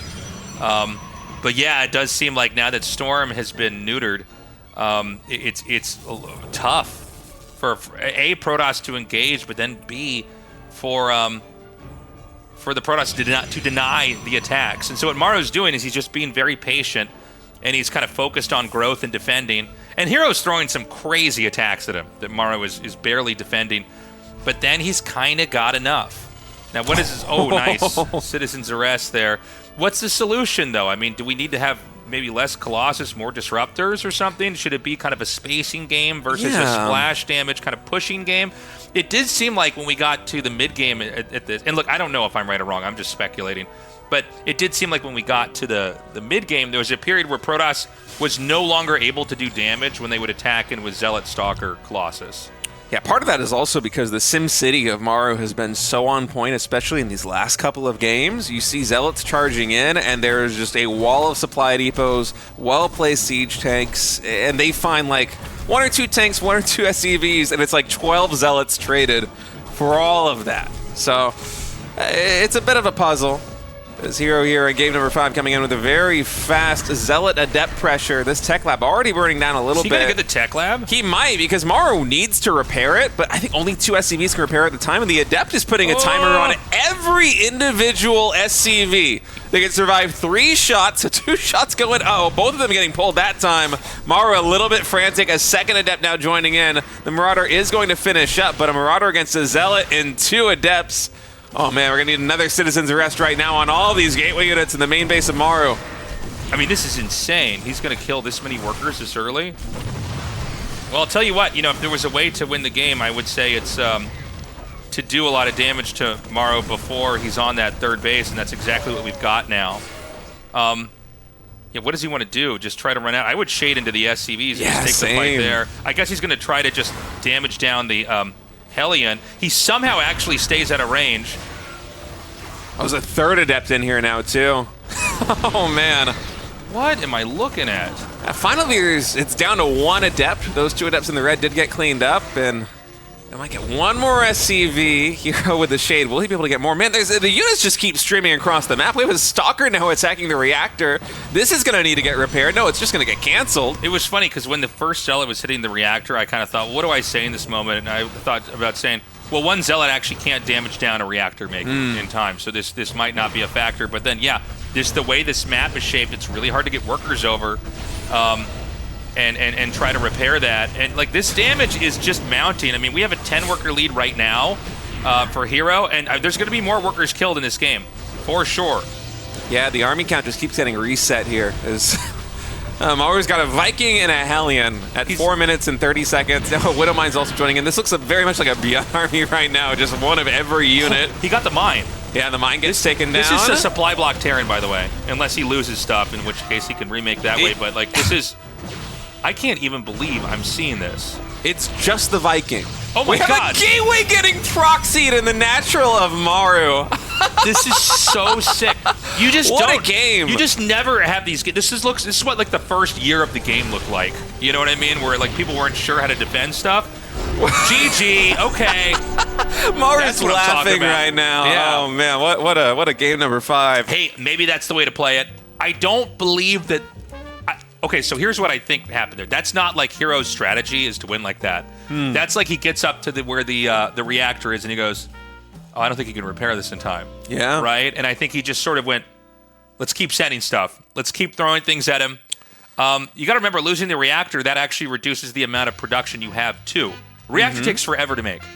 Yeah, and so he got 1 Marauder out, and then there's no more add-on in the barracks, and he's trickling out these units out of the factory in the barracks. Yeah. Like, there's a Hellion coming 1 at a time. There's 1 Marine popping 1 at a time out of the barracks. Yeah. And meanwhile, the low ground gateway also for herO, because it's the high ground natural expansion, so he's confident walling in on the low ground, and that means that it's a very quick rally cross-map to get into either the natural expansion of Maru or into the main base of Maru.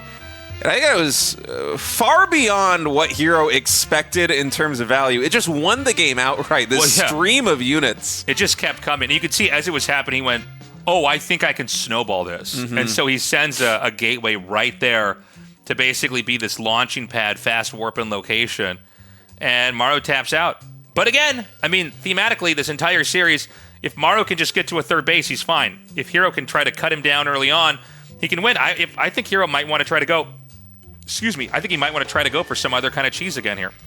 I think it would be a very smart call. Maru right now, it seems like his TVP late game is nearly untouchable. And to try and solve that right now in a best of 7, that is a tall order. But if herO can reset, take a couple of days or take a couple of hours and just review the games, workshop it with some friends, like, okay, how do I actually deal with what Maru is doing? Maybe then it's viable, but I think the best solution right now is just keep doing with what works. Go for these aggressive plays, try and get damage done early, try and get an early advantage, and then you can close it out. So in this game, what exactly does herO do? Now, he won that with a little bit of aggression early on, but then he kind of got out of control in some ways. Will he do something like that this time around here? And what can he do on this map? I mean, this is a map we've seen before here for a while. We have seen 4-Gate Stalker on this map. Although I do feel like there's something about 4-Gate Stalker as good as it is, I don't feel like Maru loses to it. Yeah, Terran players have gotten, especially at the top level, so good at their SimCity in their placement of siege tanks and their control of the bio units that you don't really see 4-gate Stalker succeed to the degree that it did maybe a year ago when MaxPax was popularizing that build and slaying basically every Terran player in the world with it. That was one of my favorite builds when I first saw it. I thought, this is really strong, and it's kind of an exciting way to play. It does feel like whenever you have an RTS game in a certain state, as people are figuring it out, all these special timing attacks tend to lose their luster as players just get better and better at defending, and ultimately it's the guy that's going to play in a more of a macro game later on that usually has the edge. I think it's why there's always this inevitability in StarCraft II that we have a lot of these kind of late-game mass, take the whole map, macro games. And when we do see crazy cheese, it's a lot of times off of a third base. Or maybe not crazy cheeses, but crazy tech, stuff like that. I feel like this is the reason why you always see a big uptick in the success and also the play rates of aggressive strategies whenever you have a new patch for a new map pool, because it shakes things up enough that the game is considerably less solved. And StarCraft II as a game, it's a little bit too complicated to ever truly be solved. But whenever you add a little bit more uncertainty, a little bit more variety is naturally going to be coming to you. And it's one of the reasons why these early aggressive builds, whenever all these values get tweaked, they're going to be getting a lot more play. But it's tough on a map like this one for herO to get something going on. Instead, he's playing a little bit greedier. Actually, Maru also getting very greedy with a fast third CC. herO went for a Nexus before Cybernetics Core on his side of the map. Maru going for very quick reactor Hellions behind this third command center. And I was actually wondering heading into this map if we're going to see some more aggression coming out of Maru, actually, because Maganatha, it is a very powerful map for siege tank pushes at the third base, especially by the 9 o'clock position, because there's not a lot of space for you to maneuver around there as the Protoss player trying to defend. But no, it's just going to be straight up macro here from Maru. So he's going to get that... Sorry, he's going to swap the add-ons over here. He's getting that second Rax. And we're not going to see anything from Maru for a while because he can't do anything because he's powering up. Now, there is charge coming behind this. There is no third Nexus. Notice that what he's showing at the entrance. He's showing a Sentry and two Stalkers. So this looks like it could be... Because was there a Sentry in the previous... Not in the previous game, in the game before the previous game. I think there might have been. Because he's actually doing a pretty... crazy little tech here. Yeah, he's going for Zealot charge. I think this is him trying to preempt a siege tank push at the third base because Maganatha is just so good for it. Oh, okay. I think that's really good analysis. Okay, yeah, I think you're right. So what he wants to do is basically kind of make it look like it's 2 to 3 gate Stalker. I guess he showed 2 gates at the front, so there would have to be 3 gate. Well, actually, I'm sorry. And then he's going to get 2 forges. Okay, so this is like a really funny looking build. Yeah. And what he's giving up right now is more Stalkers.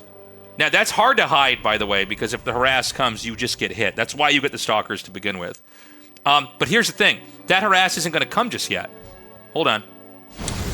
Hellions poking there at the front door. Yeah. Maru still has no idea that it's early charge, but honestly, going for a 3 command center opening like this one for Maru, I don't think the charge coming in first will be too much of a factor. If he pushes out with the siege tank and with the Marines, it's just going to get gobbled up by whatever it is that herO is mustering, because it's such a greedy opening here for Maru that the push will be just a little bit too late to really get meaningful damage done.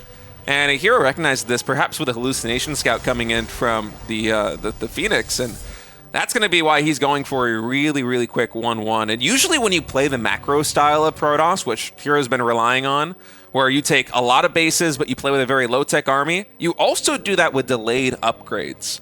And I wonder now how the Zealot spam, more or less, is going to do versus what Maru's got, with herO perhaps having a 1-minute plus upgrade advantage with Chrono Boost.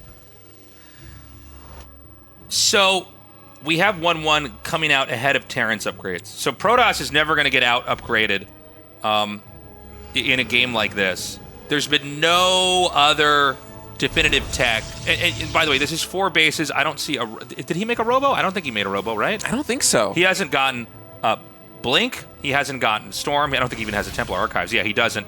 So this is like very unusual tech. Now notice where he's warping the Zealots, and he doesn't want them to be seen. because you don't want charge. Now, Maru might be one of these players that knows this build already, and he sees charge and he snaps his fingers and goes, "Got it, that's it." But I do think that Maru coming out here and scouting, this base is a ghost town. Like, there's something suspicious about the way this looks. Yeah. But of course, he didn't go for drops, so he can't really exploit it. And it's also a little bit hard to make this read as Maru because you do see a lot of greed coming in from herO. It's a relatively fast third base and it's a very quick fourth base, so that could be the reason why. And he's actually going to drop a scan. That scan reveals the Zealots at the top side, and if Maru clicks on them, he can check the movement speed and see that charge has been researched. And Maru, just knowing what a Galaxy Brain Terran player he is, almost definitely did that. So he's going to have a very good idea of what herO has gone for here. But he might not know the degree to which herO has gone for it because, as you said, there is no blink. We have a Templar Archives. That's not for Storm. That's just for Archons. herO is going man mode right now here with Protoss. He's going to make a ton of Zealots, a ton of Archons, and just try to barrel down the third base of Maru. I feel like this might work better than anything he's done, but it will come down to the Wallen.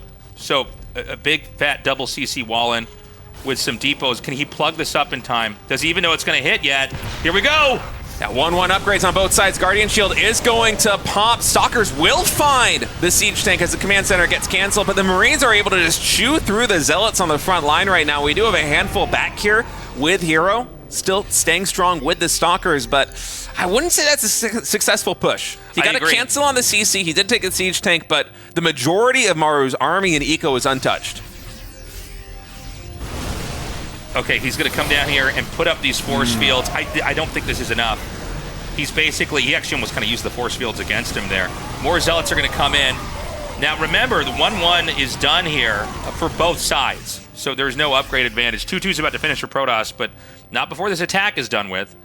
And, it is as different of a game as this has been. Damn, he just actually shuttles the tanks down here immediately with the Medivacs to protect this area. It is the same theme, no matter what the tech is, apparently, with these two, because Maru's got his third base up, does not seem to be touchable. Even when you lose SCVs, those are necessary sacrifices to keep the third base alive. You can remake those. You're trying to finish up your tech tree. And the Wallen looks pretty strong. It's very bottleneck-ish. And so it's hard for the Zealots to get through. I just don't see this working, man. Yeah, even with the upgraded advantage. Okay, the Zealots are getting a little bit more work done there on the bio. It thinned out a bit, but no Guardian Shield is painful here. Just didn't have the energy for it. Luckily for him, he does have the closer warp in point now with the Warp Prism, and so he's able to reinforce just a tempo faster here. But I don't see him breaking Maru. I think like Maru might be putting these tanks he's reinforcing with too close to the command center. Maybe he's afraid that Stalkers can hit it from afar, but now herO's going to look for another entry here. And, I mean, Maru is just buttoned up so nicely. I don't really see the hole in his play. I don't see a Warp Prism flying into the main either, so he's going to have to try to brute force his way into this. It seems like a better angle right now for herO as he charges in once again. 2-2 upgrades versus the 1-1 of Maru, but the Zealots still, they just cannot get through all of the bio, especially with the Liberators now in the sky raining fire upon them. It's just too much damage coming in defensively here from Maru, and herO simply doesn't have the numbers to bust it. He might have these extra bases compared to the three expansions of Maru, but it's simply not enough to make up for the difference in value.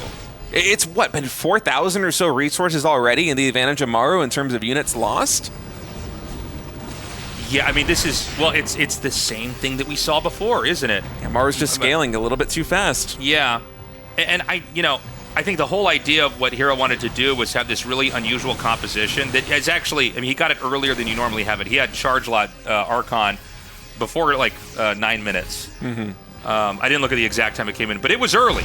But the problem is that Maru seems to just kind of know. It seems like the reality of this situation is if Terran just knows to wall in, and why would a good Terran not do that, then suddenly this isn't as strong. And, one of the issues is behind this, herO wasn't really trying to outgrow still. He got on 5 bases really early and kind of sat it out and tried to force win, and it backfired. So it's going to come into the third base, try and clean up some of these SCVs. They do get a Siege Tank and 4 SCVs. One of the better trades that herO's been able to make so far, not overcommitting with those, and you got to get a couple more shots in like that if you want to start to chip away the armor of Maru here, but I'm not sure you're going to do it. Even with 3-3 now finishing up, it's still going to be a 1 upgrade differential. 3-3 for Protoss and 2-2 for Terran are finishing at just about the same time. And that's going to be the cue for herO to go. Literally, the upgrade finishes as the first Zealot hits, so 2-2 is ready. This is maybe the biggest attack yet here for herO, trying to just overpower this position. Does he actually manage to do it? It seems like he's got a lot. The tanks are cleared. There isn't enough material on the board. herO decides to try to push in a little bit further. He's going to try to chip away and do some more damage with the Stalkers. Yeah, he didn't get on top of the full bio ball. He wasn't able to clean that up, but he did take down basically all of the technical units. The Liberator count got reset, the Siege Tank count got reset, and so this second charge in right now here for herO might be able to get a lot more damage done. The Stalkers trying to find the angle right now on the Liberators. Siege Tank was focus firing them down now. It's going to shift targets onto the Zealots. Maru was retreating into the natural expansion. Now he can finally push back out. Behind all of that, Maru was losing 10 SCVs at the third base, but his SCV production has been so constant, I don't think he minds too much. He's still sitting at 68 workers. He's getting ready to take a 5th base. As long as he can stabilize against this next wave from herO, I think he's just fine. Yeah, and you know, the real takeaway that you can have here watching this is the command centers haven't been destroyed, right? He kind of comes in there, he does damage, and then what Maru does is he keeps running away. Now this actually might be a good setup. Hold on. I think he was trying to sandwich this. If he brought his Zealots and Immortals down here, I think actually even then he wouldn't have won it. It seems like Maru just barely has enough, but he's trying to outposition him. The problem is, yeah, Maru basically plays stutter step micro keep away. And, well, hold on. Here comes another big attack here. The SCVs are going to be pulled. It's a lot of Zealots charging in, more SCVs getting taken down, but it's just too difficult an angle to push into. When Maru kites all the way back deep into the natural expansion, SCVs now on the front line are going to be absorbing some of the damage here for the bio ball as Maru, once more, the count of technical units has gotten reset. There's no Liberators, there's no Siege Tanks, and it seems like finally with 86 probes, herO has just enough economic muscle to force the liftoff of the third base. So now that income disparity, which was already in herO's advantage, it's going to start growing a lot bigger. Yeah, he has got a lot, and this is where herO started to succeed. So he actually can start to win this game. It was until we saw the command center killed or forced away, and he's going to try to come in here and overpower this. This is a maxed out Protoss army. There are 5 Immortals in the back here, and unfortunately the Marauders and the Immortals are so separated from each other, they're not really able to hit the right targets. So the Marauders are still in here. Maru fights back. The Zealots are going to come down. That's when he can start to really push this.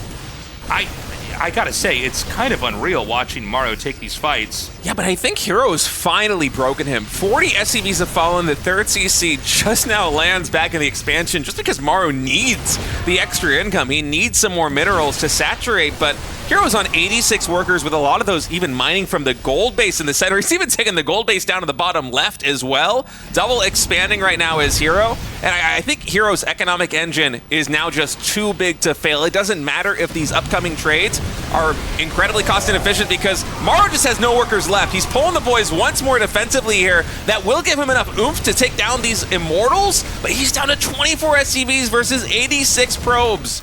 Yeah, 86 probes. He needs to just muster up another maxed out army and attack again. But Maru has gone full send. He is moving this army across the map. It's really when the ghosts kick in here that he can start to try to get some work done. The main and the natural are mined out. The counterattack here is probably the smartest move of the entire game here for herO because he knows he just needs to keep him with no resources. There's enough of the map available right now for herO. I think as long as he can just keep warping in and trying to survive, he's going to dive onto this planetary. Yeah, we've got a full base trade going on right now. The problem for Maru is that there's like 10 bases for herO. Yeah. There's so many to go through. I think as Maru, you just want to take down the production, take down the pylons, so that herO, if he has an economic bank, it doesn't really matter. You're still able to clean everything up while holding the high ground in your main base. That's exactly what Maru's doing. Okay, so he should not... Oh, he is going to ramp the ramp. I actually thought that this would be a mistake. Okay, hold on a second. So he's going to win this fight here. He's not going to recall home. He's forced everything to lift off. Now remember, there are just more bases in the base trade here for herO. So he's going to recall his probes away instead of recalling his army there to try to defend this. He's going to probably just make cannons, gateways, whatever you can make. You just have to have enough stuff to fight this army. But remember that like what we've seen Maru already do with his micro is basically just kind of have a smaller army and still win the fight. So I mean, this is not over yet. I think it's going to be harder for Maru to win, but this may be what Maru's better at than anybody else in the whole world. Yeah, but one of the problems for Maru is that he's going to have to push into herO. He cannot take down every Nexus. There's just too many of them. He doesn't have the time to do it. He had to choose production or eco. He went for the production. I think that's the right move. But realistically, herO, if he wants to, can sit back and just try and defend one of these bases with shield batteries. He has mining. Maru does not. Both orbitals are burning down. Both orbitals are down. There's no more command centers for Maru, but is herO going to hang back, or is he going to go for a fight? Because if there's one thing I know about herO, he loves to fight. Okay, so Maru's going to poke out another base. All this damage for herO, obviously, it's permanent, right? Look at the resources that are banked here. There's about 1,300 minerals, but no gas being mined for herO. So he could only make zealots or cannons, I guess. And I don't even know if he has a forge. Remember, you know, there's heal on these medevacs. There's actually a lot of medevacs. I don't know how many are full of energy. Okay, they're actually pretty damn full. So hold on a second. Now, this is the majority of the probes here. Was the majority. He's going to kill off a lot. The Stalkers are trying. They're the only units that can basically, like, trade out maybe with an edge. Yeah, they can just keep getting chip damage in. Yeah. Maru cannot fully chase down the Stalkers. In theory, herO could just keep kiting just like this. You take down one Marine, you take down one medevac. It might not be a lot of damage, but you are thinning out the army here for Maru, and he's sitting back with less mobile units. Okay, so he's made an insane amount of cannons. And I think that, by the way, he could land a command center. There's no command centers left. I'm sorry, there wasn't one in the 3 down there? They all burned down. Okay, excuse me. All right, I thought there was still one that was floating down there. This, I think, is the end. herO's won this. This is just an insane... I can't believe how good these games have been today here. It's been wild between herO and Maru. And even here at the very end, Maru's making it so close. And all right, we are going to a game number 7, baby, between herO and Maru. It looked like it wasn't going to work the first 5 or 6 waves that herO sent in. But eventually, he just broke Maru's back. He had just a little bit too much economic muscle, and Terran could not hang on anymore. I'm surprised that he committed to it. I really thought he needed a transition, but clearly that was the right play. Just double down, triple down, quadruple down. It was crazy. That was such a good game. And kudos to herO for kind of figuring out a way to for the first time, break Maru when he was on those 3, actually 4 bases for a while. Are we going to hop right into this next game? We're going to go, okay, we're going right into game 7 here to close this out.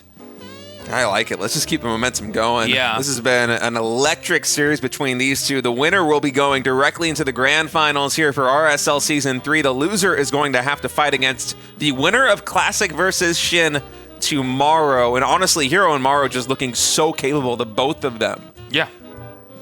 I mean, they're playing so well. It's really exciting when you have a best of 7 and it looks a certain way. It takes a certain shape, and then you see the other player learn and start to beat it. That's like so cool. It's my favorite part of best of 7s is seeing them adapt over the course of the series, because in best of 3s and best of 5s, you might get just a microcosm of that, like the little tiny taste of adaptation. But at a best of 7, you can really start to download what your opponent is doing and begin to incorporate new solutions into your play. Okay, let's go into the final game of the evening here in what's been, honestly, like a really sick best of 7.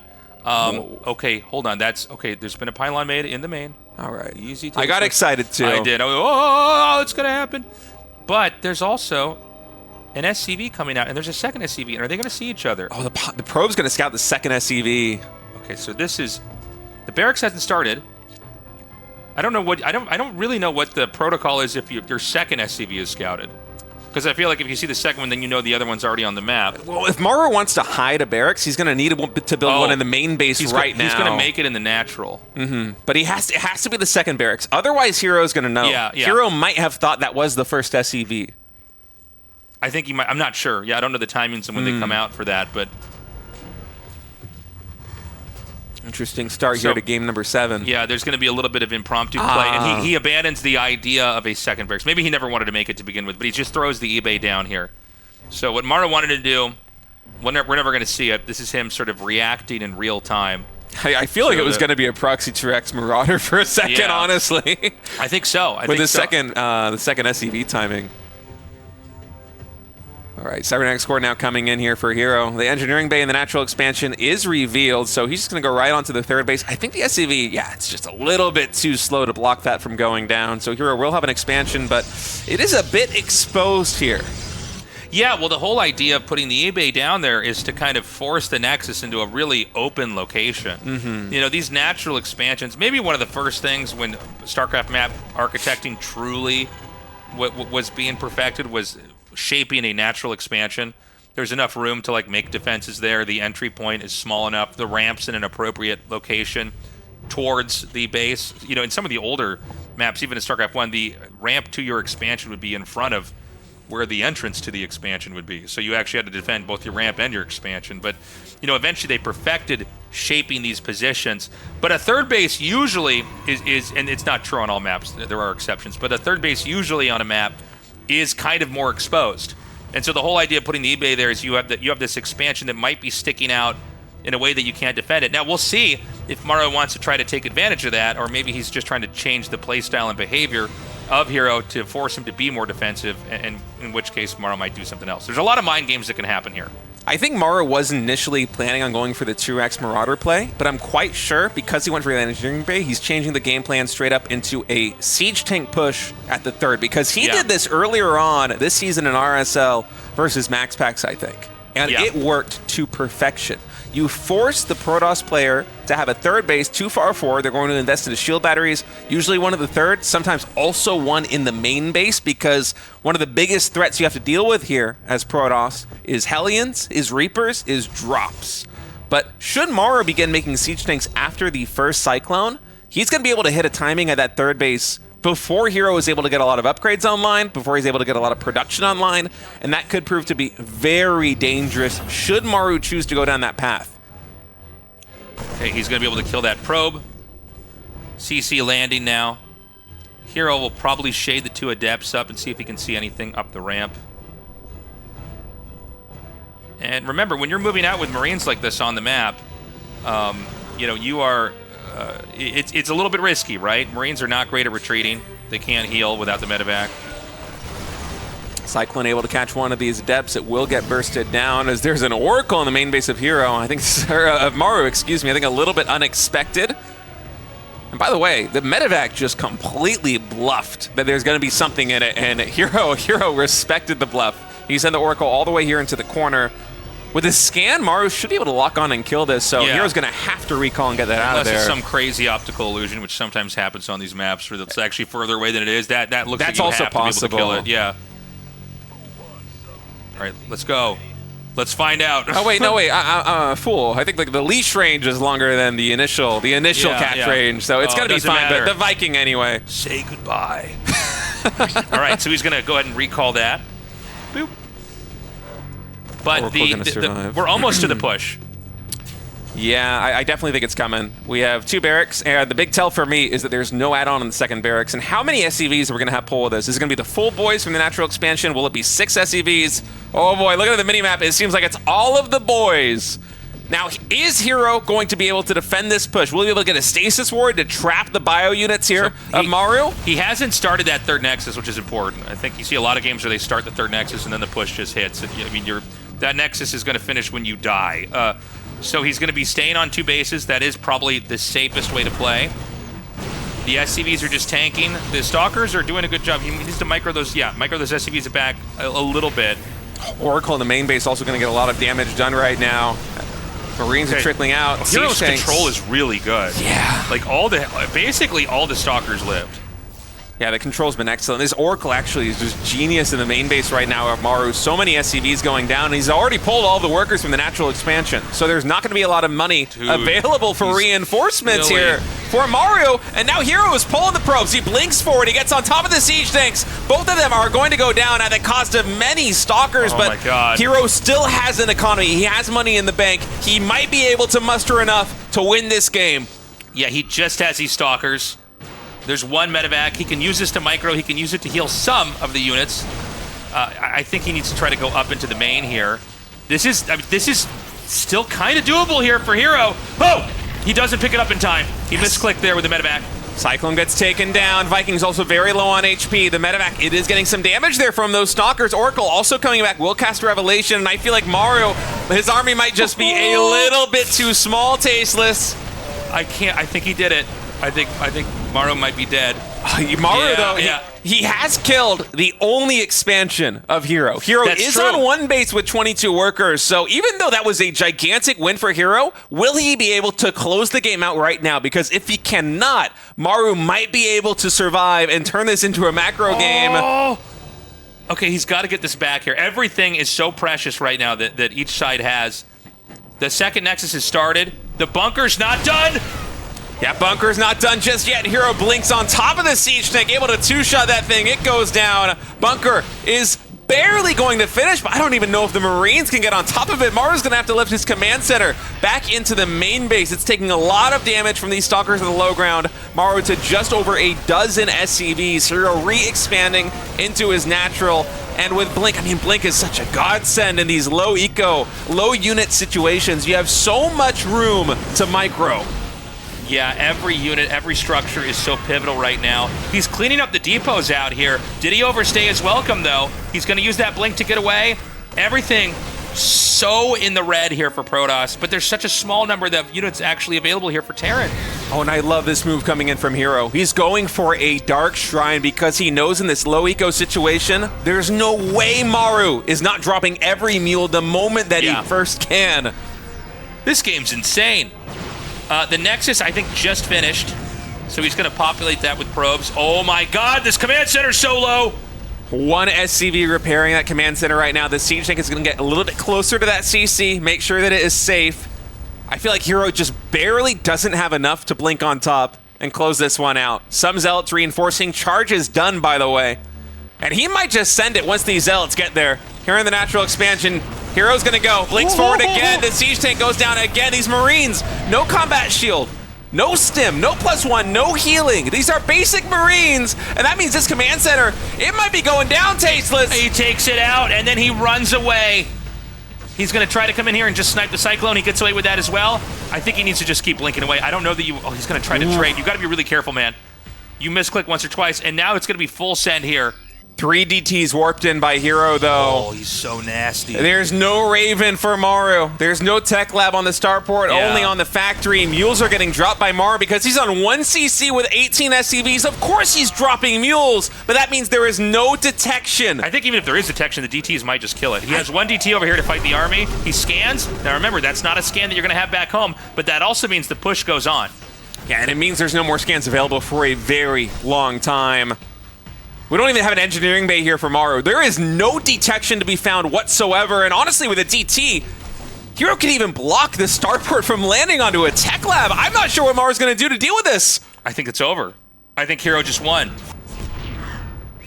Look at this. He can just, anything he sees, he can just kill now with the DT. You almost never see endings like this in StarCraft II. It's sometimes in StarCraft 1. Crazy. Wow. GG. herO is going on to the finals. Another Protoss. Hell yes!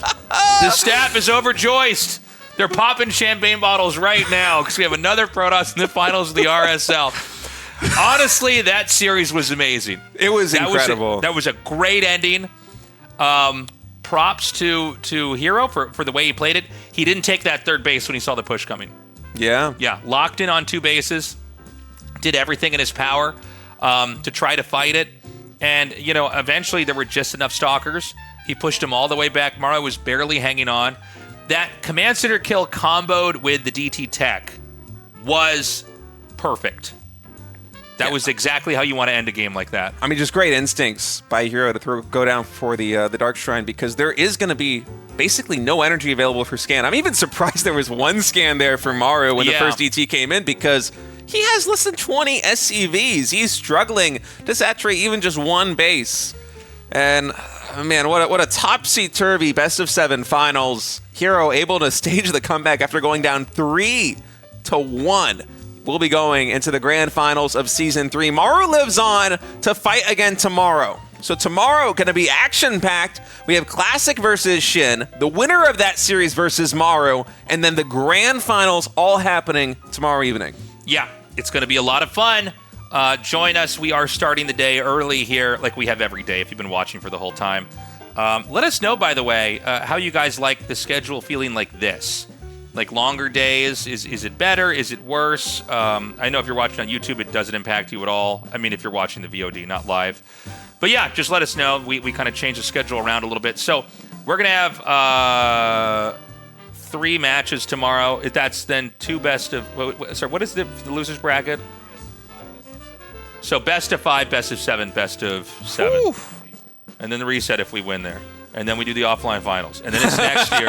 And then we're going to figure out what we're doing then. Guys, thank you to Archon Studio. We love them. We love them so much. Yeah, supporting RSL Season 1, Season 2, and Season 3. They are making the official StarCraft tabletop miniatures game. They are the premier tabletop miniatures game company in the world. And here we have the Protoss Zeratul right here. This is actually one of the Dark Templars that killed Maru in that last game. So that's pretty cool.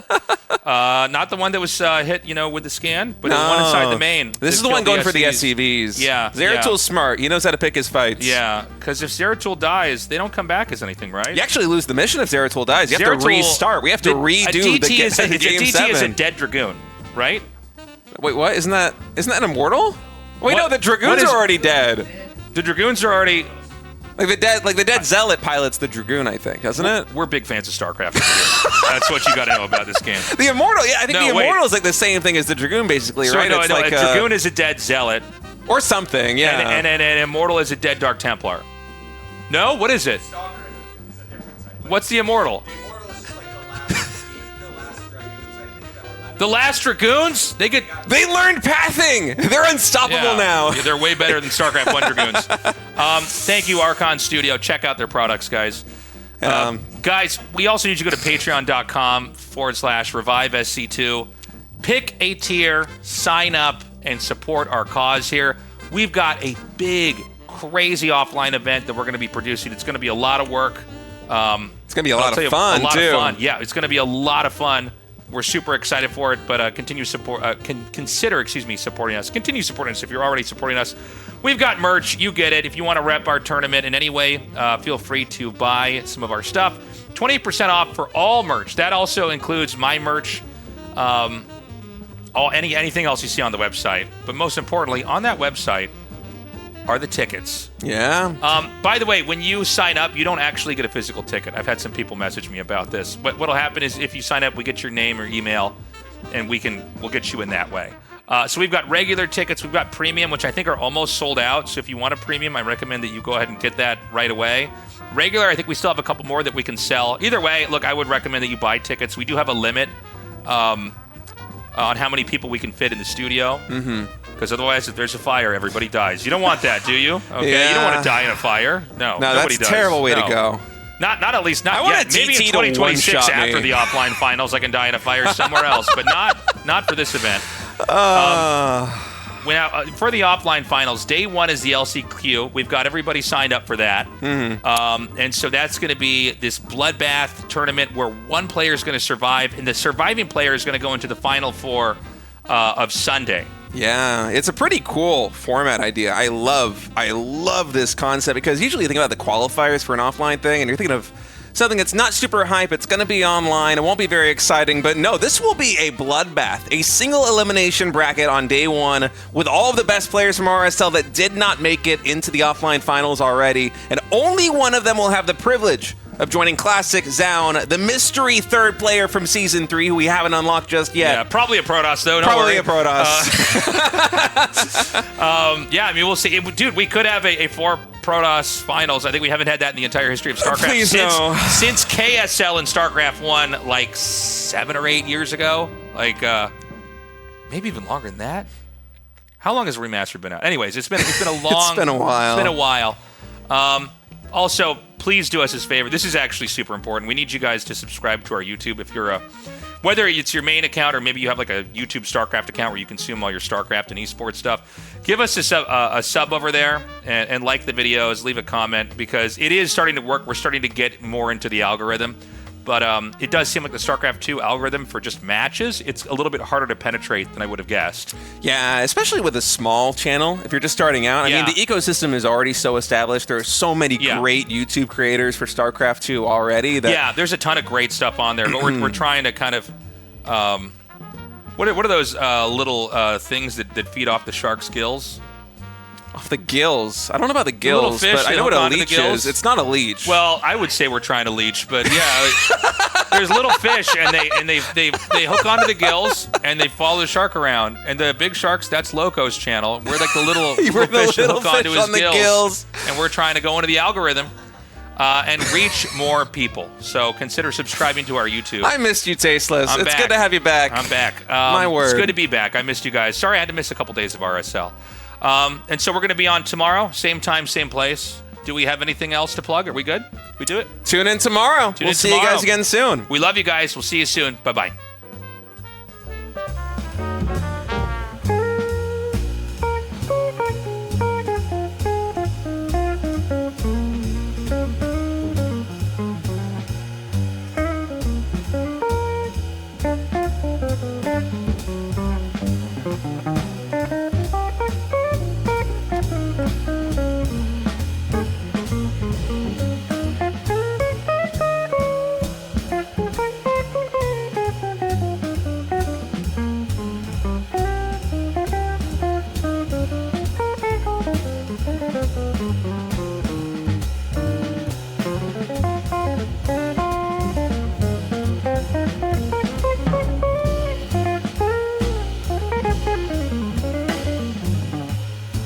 Thank you.